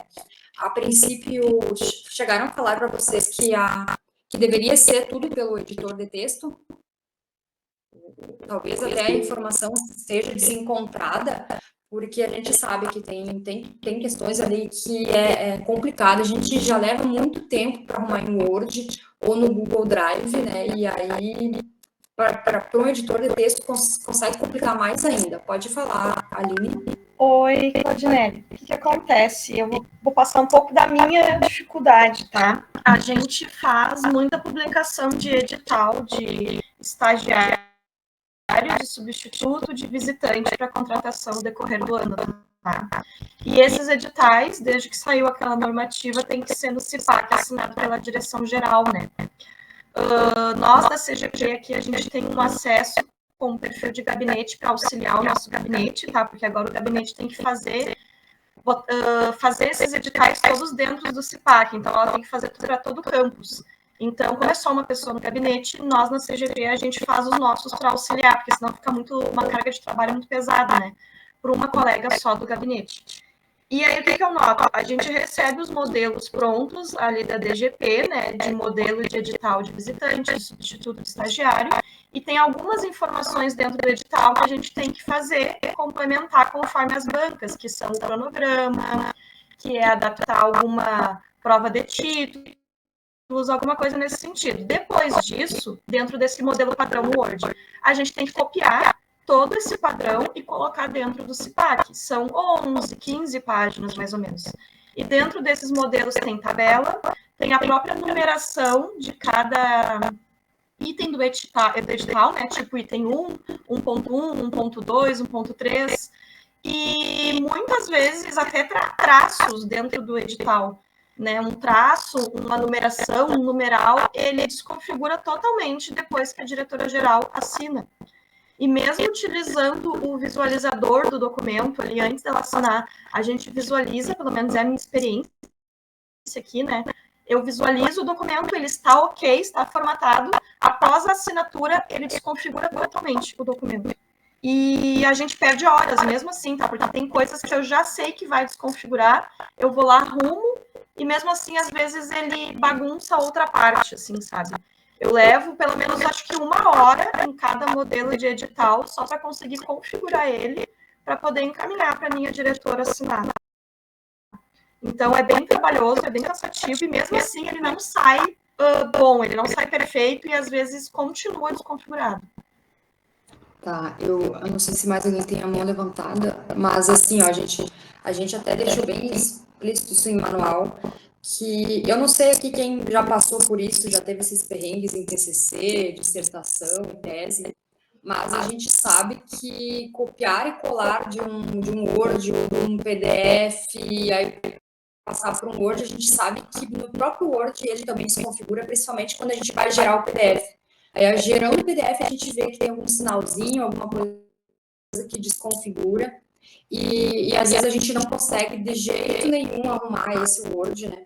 Então, o que a gente colocou lá no manual? A gente não se responsabiliza por quem faz um documento no Word, porque, a princípio, existem, agora também com o teletrabalho, existem várias versões do Word em cada computador das pessoas. Então, cada versão de Word que a pessoa tem é uma maneira diferente que ele se comunica com outros no copiar e colar também, né? Então, é humanamente possível a gente descobrir e dar algum exemplo ou alguma questão ali, faz isso que a gente sabe que é por causa disso, né? Aí, que a versão é do Doc do Google, mas essa versão do Doc do Google, eu pergunto, ela foi feita no Word antes e foi colocada para dentro do Doc? Ou ela foi totalmente digitada dentro do Doc? Eu não sei se o pessoal aqui já tem...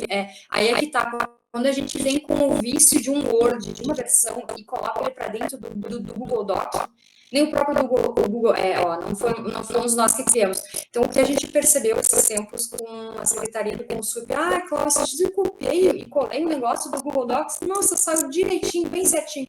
Aí eu perguntei, tu digitou todo esse ofício, todinho ele, sem copiar e colar em lugar nenhum, tu fez todo ele no Google Docs? Ela assim, eu disse, pois é, por ali a gente viu que ele não tem nenhum vício, talvez também, né, a Google tem algum parâmetro de tentar deixar ele mais livre possível, que aí quando a gente copia e cola ele em outros ambientes, outros editores de texto, seja o Word, seja os sistemas, ele não desconfigura. A gente não sabe exatamente, mas a gente já chegou à conclusão de que pelo Docs, digitando tudo por lá, ele não desconfigura. E a gente sabe que esse é o Google Docs, né? Esse seria o único lugar que todo mundo usaria e estaria usando a mesma versão. Né? Então, a gente colocou no manual justamente por causa disso. Né? Deixa eu ver, alguém me respondeu alguma coisa ali? Deixa eu ver. Que o esse modelo passa a ser colocado direto no modelo CIPAC, a gente só altera. Isso também, né? Tem essa questão que podia ser um modelo lá dentro.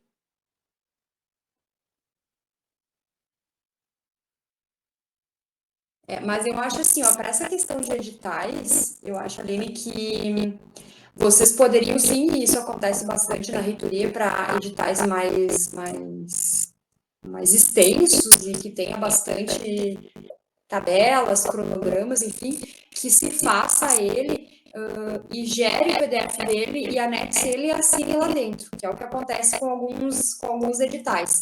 Porque a gente sabe que é impossível ficar organizando isso, principalmente quando vocês não sabem de onde que veio o modelo, né? Então, eu acredito que isso daí também tem que ser usado mesmo, essa opção de anexar ele depois. O Christian quer falar? Oi, Cláudia, mas eu não sei, eu posso estar enganado, tá?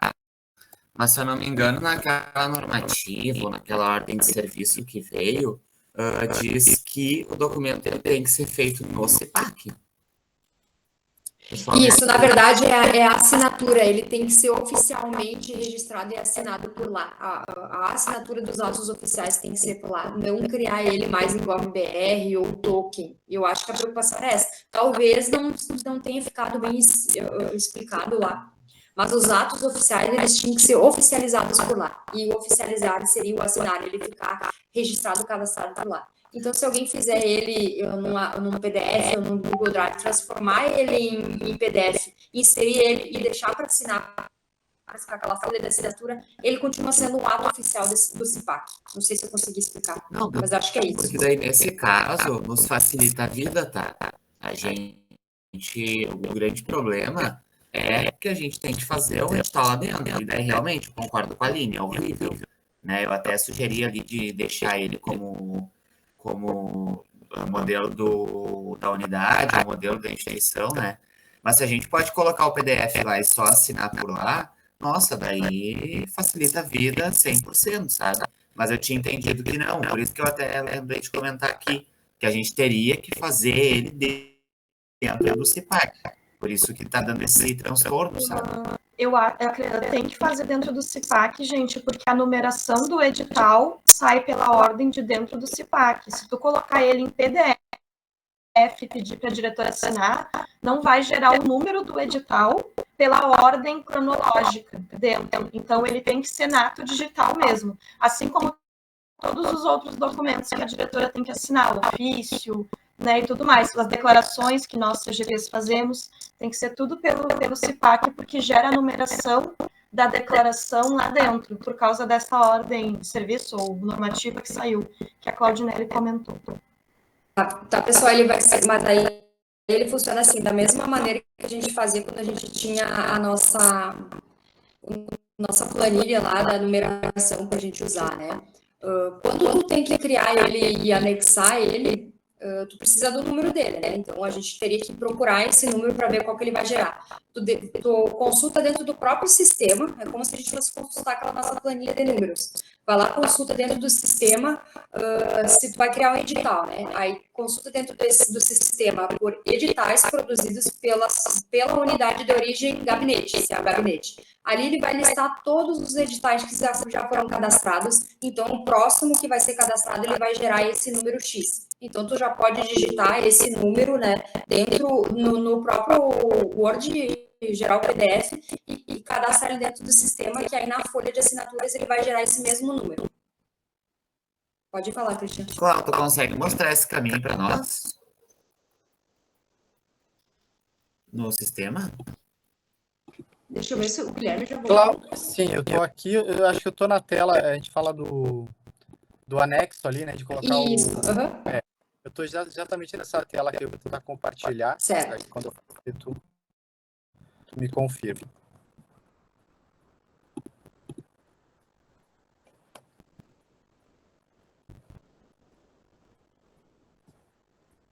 Apareceu ainda não? Sim, Tá. A gente né? mostra só depois, então, como que a gente acha esse número, tá? A gente vai, como ele já está nessa tela, ele já está na metade do caminho. Faça-se de conta que a gente procurou o número para saber qual que a gente vai colocar, mas a gente mostra lá em seguida. Aí é como se a gente já soubesse qual que é o número, a gente já colocou no nosso Drive, já transformou ele em PDF, né, já com o número lá em cima, e aí ele vai anexar ele para assinar por dentro do sistema, mas não é nessa fase que o Guilherme está. Aqui, por exemplo, é um, né? Por exemplo, né? Eu coloquei aqui todas as informações, coloquei o anexo já, preencheu automaticamente o número de folhas, digamos que eu mesmo sou o assinante, né? Já coloquei ali. Só eu assinante, claro, vai mudar, dependendo do caso, se é o diretor, se é quem quer que ele seja que vá assinar o documento.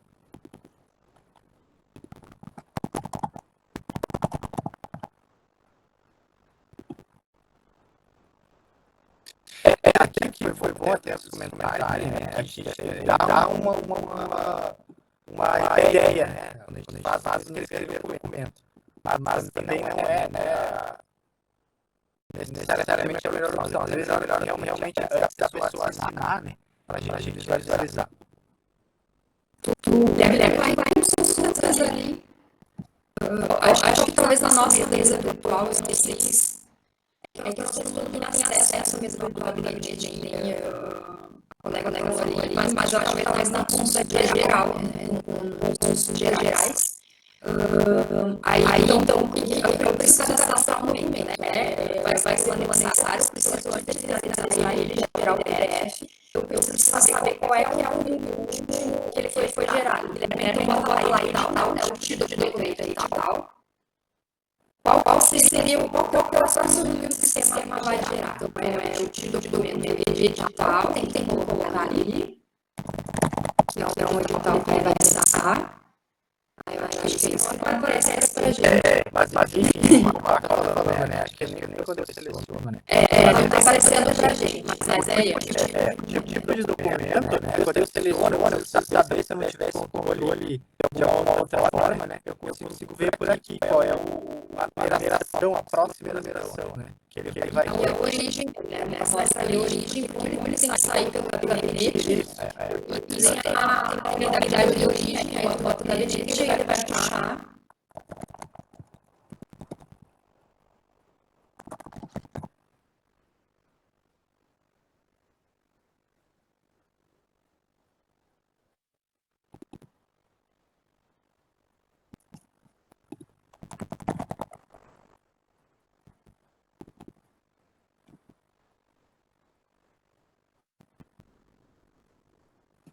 Então, aqui aparece o último edital que foi cadastrado é o número 34. Então, o próximo edital cadastrado ele vai ser em 35. Aí, então, vocês coloquem o número lá no Google Drive, gera o PDF e cadastrem ele da maneira que o Guilherme tinha mostrado antes, né? Insere o documento lá, coloca no identificador também, coloca o número 35. E o sistema na folha de assinatura ele também vai gerar o número 35. sempre pesquisaria como se a gente estivesse pesquisando a nossa planilha, né? A diferença, gente, é que na nossa planilha compartilhada, eu não sei se vocês também usavam antes, né? A nossa planilha compartilhada, tudo isso que estava mexendo ali, tu já reservava aquele número para ti, né? Mas caso não, mas eu acredito que também vocês entrem em contato com o gabinete da cadastração e tal, e a cadastração e tal agora, aí eu vou usar essa numeração. Mas isso é só uma questão de conversar, eu acredito que isso vai ser gerais, é difícil alguém passar na frente assim, tão rápido e usar o número, mas é bom às vezes conversar só. Eu não sei se isso ajudaria vocês também, né? Facilitaria muito. Não, eu acredito que sim. Aqui em Rolante, o Canadarna em Canoas é o gabinete que faz. E realmente fica muito bem, assim, ela já é muito tempo formando. E a gente tem entendido que teria que ser direto no SAPAC. Pra mim, acho que dessa forma facilita muito a vida, tá? Porque aí tu faz PL, tu assina e toca a ficha. Mas se a gente vai continuar fazendo direto no SAPAC, ali de carteiro, é um trabalho muito bastante. É uma pergunta, não é daquele tempo que a gente faz parte das nossas atribuições. Mas tu acaba gastando muito tempo numa coisa que já estaria pronta, sabe? Sim, e às vezes ainda em cima da hora, tem que largar tudo, porque realmente o tal que sai naquele dia, ou dia seguinte, já tem que estar publicado no site, né? E pessoal, isso é uma outra questão, que na verdade não simplesmente a gente que está dependendo disso, né? Porque é uma questão do gabinete, que é uma da prática do gabinete, mas a gente auxilia também isso. A gente conversar com os gabinetes também, para ver como que passar essa informação para eles, o que eles interpretaram, né? E muitos dos casos que não deu muito certo, a gente recebeu essa demanda aqui, né? Na enfermaria, e a gente foi adaptando e falando para eles, olha, faz isso que isso é legal, faz isso, no site, tu publica, então a minuta, deixa explicado, a gente sabe que tem questão de acessibilidade, né, para os clientes visual, enfim, ou uma questão que uma coisa é a publicação no site, porque às vezes tem umas regras específicas, tem uma regra diferente daquela do documento oficial assinado em sistema. Então, a gente foi passando essas informações, foi coletando as pessoas aqui na guia, daquela que poderiam fazer, né, a partir daquele início. E talvez eu acho que essa informação não foi publicada para o campo, né, da mesma maneira, como foi se moldando. Então, eu acho que a ideia também conversar mais com os gabinetes, para acessar em alguma coisa, são os gabinetes também, né, para o ano que vem, para alinhar isso. Talvez já esteja, talvez eles não estão feitos, não dão atenção, e outros ainda continuam realmente dependentes pelo editor desse estudo, né? Sim, até acho que tá mostrando aí como é que ele aparece aí, né? Isso, tá mostrando. O meu preenchi lá, que eu usei o edital de licitação que eu estava fazendo aqui.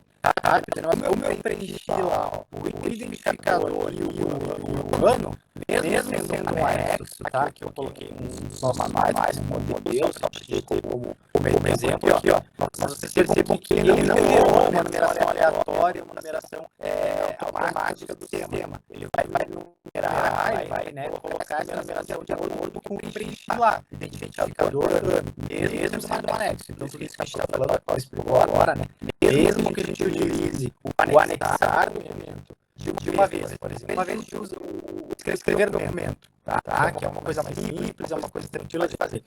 Depois, que é usar o anexar, porque é uma coisa que não está dando certo, eu não estou conseguindo fazer. Se eu escrever no documento, eu quero fazer o anexar, se eu vou pôr lá, calcular o próximo número, minha tabela de controle ou do sistema, né? E verificar que o próximo número é o 15, prendo lá essa informação no identificador ano, quando eu anexar, ele vai girar já aqui, que é uma preocupação, né, que as pessoas tinham. Tá, mas eu vou colocar lá no anexar, ele vai gerar uma numeração aleatória, né? Ele aí não vai ter uma ordem sequencial, né? Mas eu preencher o identificador ano, né? Repetindo mais uma vez, ele vai aparecer aqui, ó, na folha de assinaturas, né? Essa informação, tá? Vai ficar registrado aqui. Colegas, uma dúvida. Os editais não são apenas um documento único, tá? Por exemplo, nós aqui na GG, a gente tem um edital e mais 6 anexos. E aí ele não sai junto do edital, eu tenho que cadastrar o edital, cadastrar anexo como anexo de edital no documento, né? Lá no SPAC, cada um gera uma numeração lá no edital. Isso porque vocês estão criando então isso?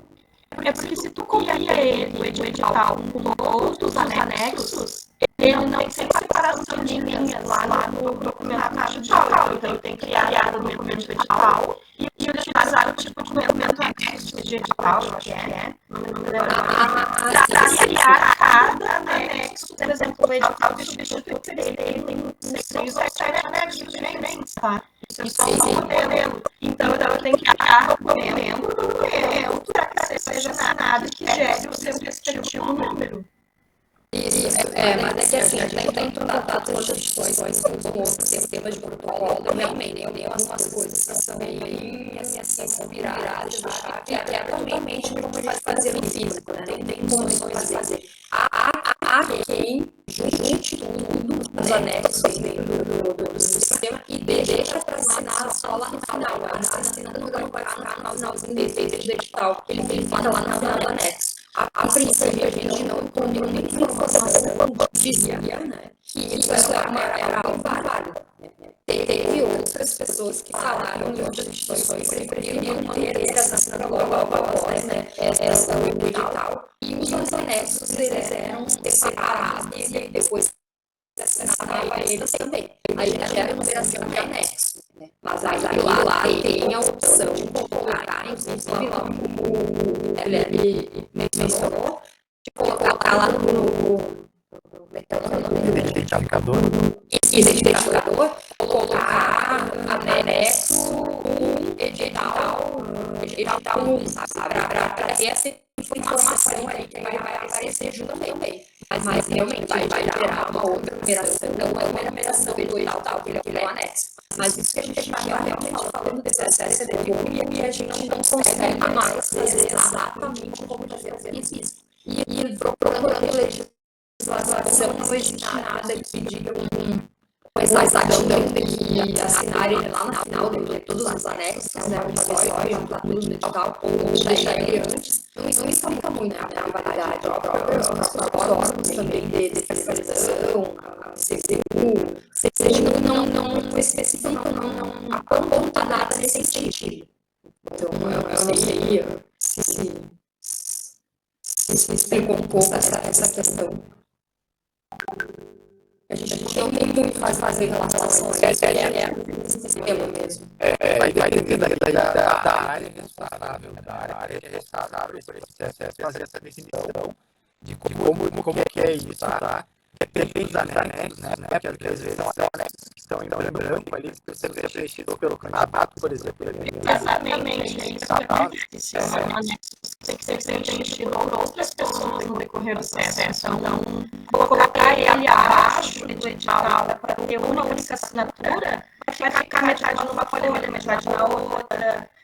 Aí tem que colocar isso por um site, a pessoa tem que baixar o documento e preencher, é bem viável, tá? Mas aí tem uma diferença que a gente falou. Uma questão é o documento oficial e outra as ferramentas que dá para as pessoas usar algumas partes desse edital. Então, é essa diferença. O que estava acontecendo isso quando a instituição foi aquele site estava publicado e né, existia lá, dava publicidade e dava uma ferramenta mais fácil para os candidatos terem baixar esse documento, preencher ele, enviar dentro do edital. Porém, se descobriu que dentro da instituição não existia esse edital assinado. No site dizia que o original estava assinado no gabinete e esse assinado não existia. O gestor já tinha saído e ninguém mais tinha ido lá de tentar fazer com que a pessoa assinasse. Isso foi um fato muito grave para a instituição. O pessoal acabava dando prioridade para quem precisava da ferramenta, para quem precisava ter acesso aos anexos, e pouco principal seria oficializar isso. Então, uma coisa é ter oficializado ele dentro do SPAC, com a assinatura válida, e outra maneira que coloque ele no site para as pessoas terem acesso e poder baixar ele preencher. Então, a gente é orientado, quem chega para a gente na reitoria, que se depender do site, coloca lá no link que a gente tinha, não sei se tem um botou hoje, tem um PDF, tá? Enfim, a gente não limita muito com relação a isso. Não preciso colocar no site que gerou lá no SPAC. Isso, exatamente. São coisas diferentes, né? A Cláudia está explicando, né? O anexo digital, ele faz parte do digital, porque no corpo do digital, em algum momento, vai dizer conforme anexo 1, conforme anexo 2. Então, não tem como eu separar isso, porque ele faz parte do digital. No digital, você diz, tem anexo 1, 2, 3, 4. Mas onde é que estão esses anexos? Eles estão em algum lugar. Eu imagino, tá? Mas a gente falando, né? Uma discussão que tem que ser feita cada área e tal, né? Mas que anexos ao edital, né? Como o próprio nome deles, ele tem que estar anexo ao edital, vai assinar junto.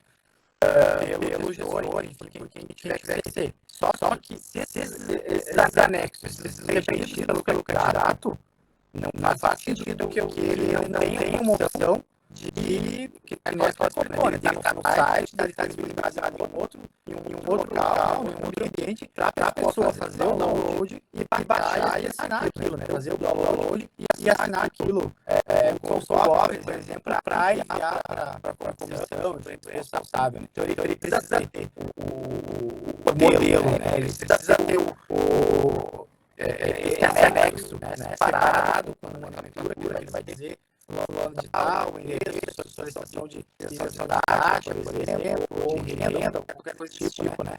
A entidade está desenvolvendo esse anexo está realmente separado para ele preencher, porque às vezes cada um vai precisar de todos, ou vai precisar de 2 ou 3 apenas daquele passo, então vai depender da cada caso, né? Mas a publicidade que dá para isso, e ela precisa estar em outra plataforma, no site, ou enfim, dependendo da situação. Mas o digital aberto, né, com esses anexos, né, hoje imagina, né, que precisa estar centralizado, está assinado dentro do sistema.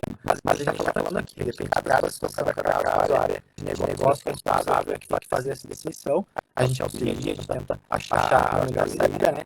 Mas vai depender do caso que a gente falou ontem, né? Então, acho que cabe aos gabinetes, às direções gerais, sistêmicas na reitoria, fazerem essa definição dependendo de cada caso, tá? Acho que vamos alterar, né, Cláudia? Não vai dar tempo a gente mostrar que é uma... Tá funcionando bem agora. A gente vai ver a câmera, acho que já ajuda. Tá, pessoal, então, a questão que já foi trazida ontem e hoje, né, algumas vezes, a questão do alterar documento, tá? Esse alterar documento vai ser para várias situações. Aquela situação, por exemplo, que acho que o Christian, né, por exemplo, o documento que ele vem com uma informação errada, ou que ele está com uma informação errada. Se ele não tivesse sido assinado por todo mundo ainda, eu consigo alterar, tá? Ou eu vou assinar, por exemplo, esse documento, eu percebo que ele tem algum erro, tá? Ou no texto próprio documento, tá? Que alguém já assinou, eu não assinei ainda, ou dos próprios assinantes. Às vezes, as assinantes que estão ali, né? São as pessoas competentes para aquela assinatura. Ou quando eu coloco errado, né? Salvo o documento, analiso ali, e eu gerei esse documento para outras pessoas assinarem, né? 2 ou 3 pessoas assinarem. E eu imediatamente após cadastrar, vou lá e verifico que não coloquei errado, quer dizer, eliminei a pessoa errada, ou a pessoa está de férias, ou que a pessoa não é mais a pessoa competente para assinar, né? Essas e outras situações, Cláudio, de outras também, né? Pode colocar, elas podem ser resolvidas, tá? Pelo alterar documentos, tá? Aí vão ser os documentos que eu cadastrei, né? Ou que eu estou designado como assinante, né? Isso. E aí eu consigo vir aqui, ele vai estar aqui todos os documentos, né? Que eu tenho a possibilidade de alterar ainda, né? Lembrando, eles precisam estar pendentes de pelo menos uma assinatura, tá? Se ele já tiver assinado todos, aí só desenhando ele no processo, que é aquela outra situação que a Cacau já comentou mais ou menos por cima ontem, depois pode até mostrar aqui também com base, né? Mas é uma outra situação, ele já está assinado todos já no processo, ele pode já estar lá pelo meio do processo, já tem outros documentos, depois eu preciso tirar aquele documento ali. Se não for esse caso, independente de assinatura, eu consigo vir aqui e alterar. No anexar documentos, eu vou alterar aqui o anexo. Tá? Se eu coloquei um anexo errado ali, eu verifiquei que não era aquele anexo, era uma nota fiscal, por exemplo, contrato, legalização de contrato, né? Eu estou agora finalizando o mês de novembro, né? Chega lá em dezembro, eu vou puxar o anexo, eu coloco o anexo de outubro, e não de novembro, né? Eu posso ir lá e alterar o anexo. No escrever documento, no documento eu consigo tanto alterar os assinantes, né? Assim como nos outros anexados, eu consigo alterar todos os assinantes que estão aqui, como o texto do próprio documento, né? Se eu percebi que tem alguma coisa errada, ou que na própria formatação, que ele tem alguma coisa errada na formatação, que ele ficou um para mais lá, né? Que era o 1.1 e ele ficou repetido, né? 1.1 aqui, e aí lá depois de novo o número 1, tá? E era o 1.2. Eu consigo virar aqui, só isso é errado, beleza. Eu consigo ir lá e alterar isso aqui, tá? Ele vai, a partir do momento que ele fizer qualquer alteração aqui, ele vai cair essas assinaturas, tá? De quem já assinou, né? De quem já tiver assinado, como foi feita uma atualização, né? Do documento assinado anteriormente, ele vai aparecer todas as alterações que tiverem sido feitas, né? Ele vai mostrar a data que fez e tal. E o anexo aquela atualização. E só que quem já tiver assinado, né, quando eu fizer uma dessas alterações, a assinatura dessa é que essa versão aqui, ela mudou, né? O documento que eu assinei, ele já não é mais o mesmo. Então eu preciso novamente ir lá, né, e assinar esse documento. Aqui, então, eu vou confirmo, né, a alteração do documento, se eu quiser, eu posso, como eu falei, retirar um assinante, colocar outro, fazer qualquer alteração. E ele volta para lá, então eu posso voltar e fazer uma nova alteração. Por exemplo, eu vou lá, né, e aqui eu falei, eu posso retirar, né, eu vou tirar a assinatura da colega aqui, deixar só a minha, né, e já vou assinar o documento. Vou colocar aqui função, tá, acho que isso. Então, ele serve para essas situações de que eu tenho, por exemplo, erro de algum assinante que não deveria estar ali, tá? Ou de alguém que está ali por alguma situação, alguma razão, não pode assinar, ou não deve mais assinar, enfim, eu consigo alterar esses assinantes e alterar o texto, tá? Ou do anexo, alterar o anexo, né, enfim, do arquivo do anexo que eu coloquei. Daí aqui, então, eu consegui alterar agora, então, um pouco lento. Mas é uma situação, pronto, daí como agora ele já foi alterado, né, o único documento que eu tinha, ele vai, já não tem mais opção, né, mas ele vai mostrar aqui, então, em alterar documentos, todos os documentos nessa situação, né, documentos que eu criei, né, ou só mostra os que eu criei, né, os documentos que eu independente de assinatura, eles só vão aparecer aqui é uma possibilidade também, né? Aquele alterar documentos, por exemplo, se eu cadastrei mesmo que eu não seja assinante do documento, eu consigo vir aqui e alterar o documento para fazer todos esses procedimentos, tá? Caso eu seja um dos assinantes do documento, ele vai aparecer aqui em assinatura de documentos a mesma situação, tá? Ele vai aparecer ali. Abaixo da opção de assinar, aparece de alterar documentos. Da mesma situação. Aqui, documentos que eu fui assinado como assinante. Em alterar documentos que ainda não estão ativos, né, que não foram assinados por todo mundo, e que eu criei, mesmo que eu não seja um dos assinantes. Isso vale o total, né? Que as pessoas ali das CGPs, elas são elas as assinantes. Então, aí seria essa situação. A gente está querendo falar, deixa eu ver se tem mais alguém. Eu não consigo entrar na fila Deixa eu ver, mas só isso aí. Sim, falar que hoje a camisa está sendo uma coisa aqui. Esse documento, no momento em que eu vou fazer um processo desse documento, tá? Ele vai vir a minha assinatura de novo, por exemplo, me mandou um documento, sei lá, uma declaração de alguma coisa. Eu abro um processo desse documento. No momento que eu autuo ele, quando a gente cadastra os processos, todo documento que a gente insere, a gente assina. Se eu já tiver assinado esse documento, eu vou ter que assinar de novo, provavelmente sim, né? Não, ele já está, isso você está usando dele já dentro do sistema, atuando pelo sistema, não. Ele já vem com a assinatura ali, ele já puxa todas as informações que tinha no documento azul. Tá, eu não preciso, vou ter, então é aquele processo local do documento, colocar a assinatura, e fazer um andamento. Isso, ele puxa todas as informações. Se ele for imprimir o documento do processo, você vai atuar, então você vai puxar as informações talvez do documento. Aí tu tem que alterar ali no processo, né? Se alguém para mais ou mais abrangente. Mas ele vai puxar todas as informações já prontinhas. Beleza, obrigado.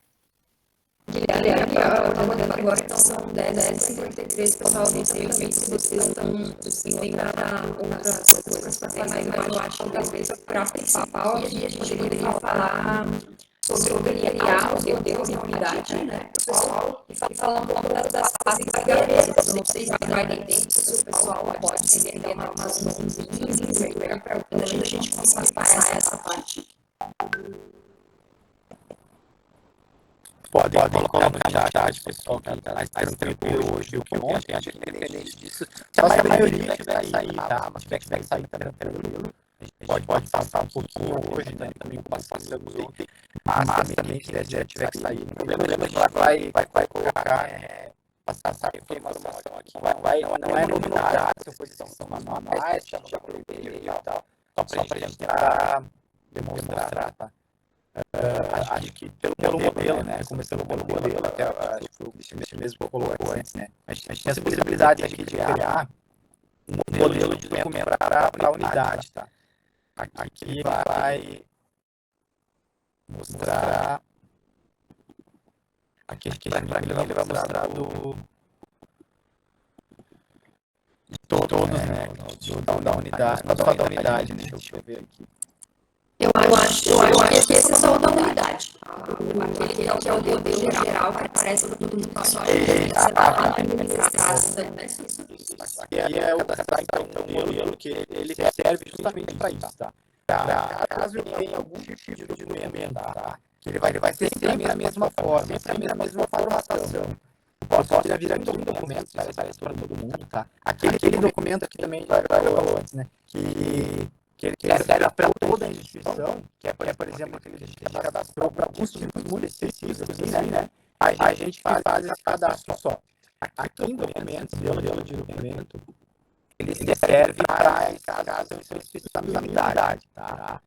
Ele vai ficar registrado, ele vai ficar vinculado à unidade que estiver alugada aqui, tá? Então, quando eu entro naquela opção ali, modelo de documento, para cadastrar o novo modelo aqui, ele vai ficar vinculado a esse setor aqui. Claro, quando eu for cadastrar um novo documento, né? Seja ele avulso ou dentro de um processo, eu vou encontrar, ter a opção de modelo da unidade, carregar o modelo da unidade depois, né? Do tudo que é cadastrado aqui, tá? Então, por exemplo, Bota a declaração, que eu acho que alguém falou que já fazia tudo pelo escrever, a gente vai fazer por fora, né? Eu acho que a Marinesa falou que fazia tudo por fora. Declaração, eu vou até colocar aqui. Eu vou deixar que é o textinho que é o que está nessa declaração, o modelo.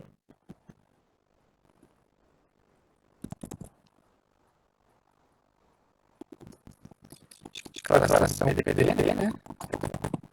Bom, aqui a gente falou, pode ser aqui. Esse é o nome do documento, tá? Ele vai achar essa primeira opção aqui. É da lista de documentos que já tem cadastrado no CIPAC, tá? Aquela listagem, esses relatórios, enfim, tudo isso. Aí a denominação do modelo, conforme a Cláudia também mostrou naquele exemplo dele lá, pode ser, por exemplo, um nome popular, né? A gente identifica visualmente esse documento tá dentro do nosso setor, dentro da nossa área, enfim. E aqui eu vou colocar, então, o texto, tá? O texto do documento, tá? Aqui eu posso fazer uma formatação, também serve para isso, tá? Aí deixar, né, ele realmente o modelo, assim, um rascunho, né, uma minuta do documento, ou só vou alterar nesse dado, né? Referente ao documento que eu estou criando. Eu posso, então, usar, né, para colocar, enfim, a formatação que quiser, né, a fonte, enfim, tamanho e tal.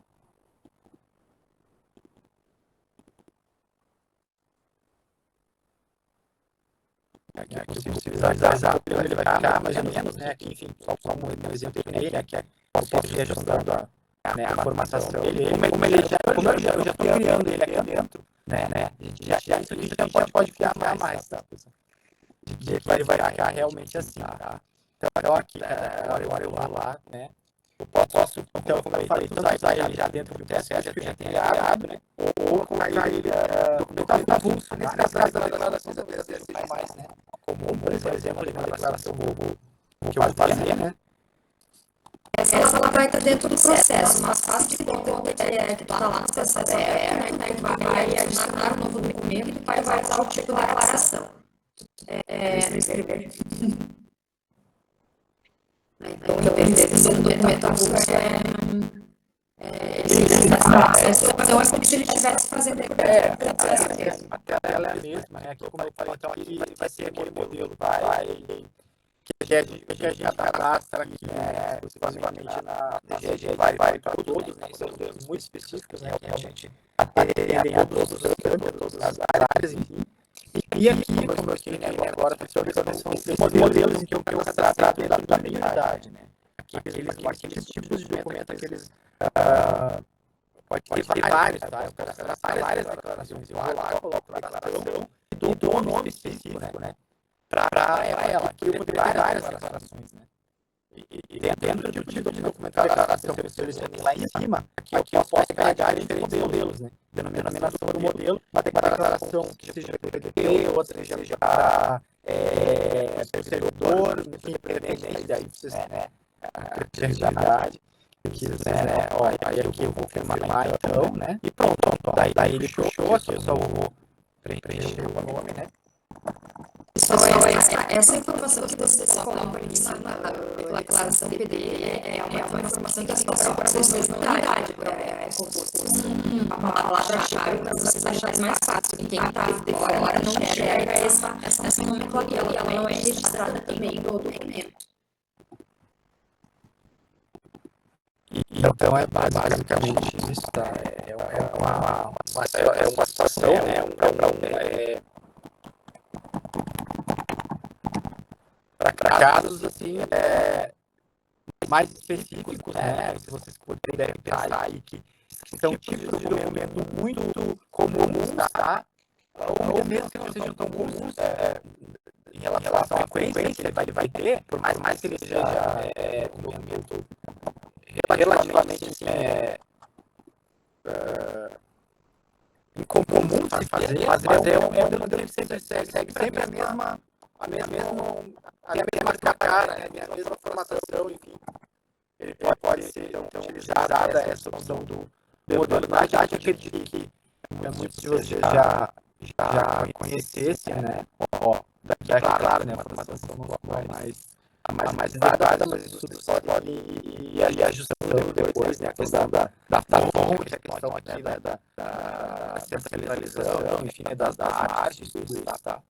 E aqui lembrando, né? Vai mostrar exatamente como ele fica, porque ele ainda dentro do sistema. Depois se eu baixar, se eu download, se precisar enviar isso por e-mail, qualquer coisa, vai ficar mais bonitinho, tá?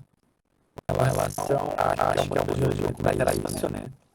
A questão do alterar, então, a gente já passou. A questão dos documentos sigilosos também colocou antes ali, né? Já colocou, a qual colocou, basicamente a mesma, pode fazer uma analogia, né? Basicamente a mesma situação ali, os mesmos casos que ocorrem com relação aos processos, tá? Sigilosos, né? Eu vir aqui em gerenciar de sigilo de todos aqueles documentos que eu criei, tá? E que estão classificados como sigilosos, tá?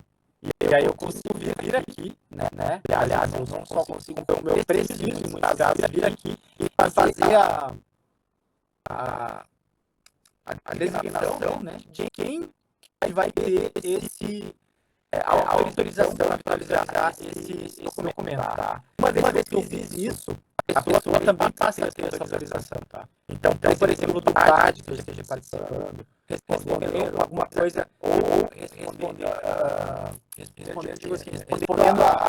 uma solicitação, né? Que uma comissão ou quebradoria, por exemplo, pediu uma declaração, né? De que o servidor tem auxílio transporte, por exemplo, né? Eu preciso fazer uma declaração, né? Eu vou colocar lá alguma informação e tal. Dependendo do efeito que tiver esse documento, ele pode ser sigiloso, né? Vai dar parte. E aí eu vou ter que vir aqui e cadastrar. Principalmente para documentos mais antigos, aquele caso que a gente falou também da alteração que houve ali na versão do sistema, né? A participação dos documentos para anteriormente para sigilosos, né? É importante vir aqui em gerenciar a credencial de sigilo, né? E verificar os que porventura tenha, né? Tanto acessos como documentos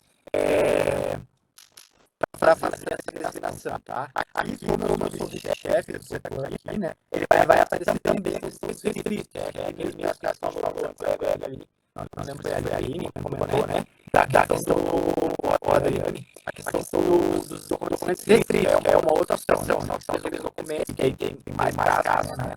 Na CGDs, de documentos, por exemplo, documento pessoal, né? Que uma vez que eu cadastro esses documentos, né, a pessoa, né, todas as pessoas, né, inclusive eu mesmo, preciso estar aqui autorizado, tá? Vai ter essa mesma opção que você explicou ali, né, dos processos, vai ter a mesma opção aqui em documentos, né, para a gente autorizar essas pessoas a visualizarem todo e qualquer documento restrito, tá? Diferente dos processos e documentos sigilosos, que eu preciso fazer um por um, aqui ele vale para todos. Então, uma vez que eu fiz isso, eu autorizo a pessoa, e não mais o processo, né? Aqui eu preciso usar o documento ou o processo específico, que vai ter acesso a ele. Aqui eu digo, é o contrário, né? Eu digo a pessoa que vai ter acesso a tudo. Então, eu tenho acesso aos documentos. Eu sendo chefe, o vice-chefe cadastrado, atualizado, enfim, lá no sistema, no local adequado, eu consigo vir aqui e fazer esse gerenciamento do que nem a Cláudia falou ali antes, né? Eu consigo fazer essa alteração aqui, né? Das pessoas que estão cadastradas, enfim, para visualizar esses documentos e acesso. Então, todos precisam fazer, tá? Chefes das unidades precisam ter feito essa alteração, né? Guilherme, só clica ali de novo, porque eu acho que tu precisa dar só uma vez, tá? Clica ali, ó. Se tu usar esse ou o dado de documento, ele vai te liberar para os dois. Lá em cima está escrito, essa alteração permite que o gerenciamento de determinação de acesso aos processos e documentos recíprocos. Então, se tu usar da aba de acesso ou da aba de documentos, ele já vai liberar para os dois. Eu não sei nem porque ele se desenvolver dessa maneira, mas não ele libera tudo. Acesso fiscal da unidade, pelo nome já fala, mas ele aparece nas duas opções, então qualquer uma que vocês consultarem, tá? Ele vai aparecer ali, tá? Aqui também a gente já falou ontem, né, do grupo de assinantes e tal. Acho que aqui também é a questão da movimentação, tá? Que é alterar encaminhamento, né? Se eu tiver encaminhado o acompanhamento, se alterar esse encaminhamento, quando você for errado, por exemplo, né? Eu posso alterar por aqui, cancelar encaminhamento para aqueles que eu quero puxar de volta no meu setor, né? Eu não quero simplesmente alterar o setor não vai, mas eu quero cancelar esse encaminhamento, né? Aquela escolha ali também vale para os documentos processos, né? Eu não consigo operar se não for a primeira tramitação, né? Eu não consigo fazer o cancelamento, né? Eu consigo alterar, eu não consigo cancelar. A menos que a pessoa, né, claro, que vai receber lá, visualizar e ver que aquilo não é para ela, né? Pode ser para ela e tá faltando alguma coisa. Aí talvez ela tenha recebido por engano, né? Mas se eu receber, se chegar alguma coisa lá, pendente, né? Processo pendente de recebimento, documento pendente de recebimento para mim, e eu ver que não é para mim aquilo ali, né? Claro, a gente pode consultar, ver com a área que foi e tal. Mas eu também posso fazer a devolução, né? E aí ele cai de volta, né? Então, também tem essa opção da pessoa, né? Quando vocês mesmos perceberem, tem a opção lá sempre de devolver, né? Processo ou devolver documento. Mais difícil, importante para comentar a questão do... Quer falar, e aí eu talvez daria para mostração das pastas e cabeças, enquanto a Maria fala. Pode. Eu queria, se vocês pudessem mostrar como é que eu faço, eu caminhei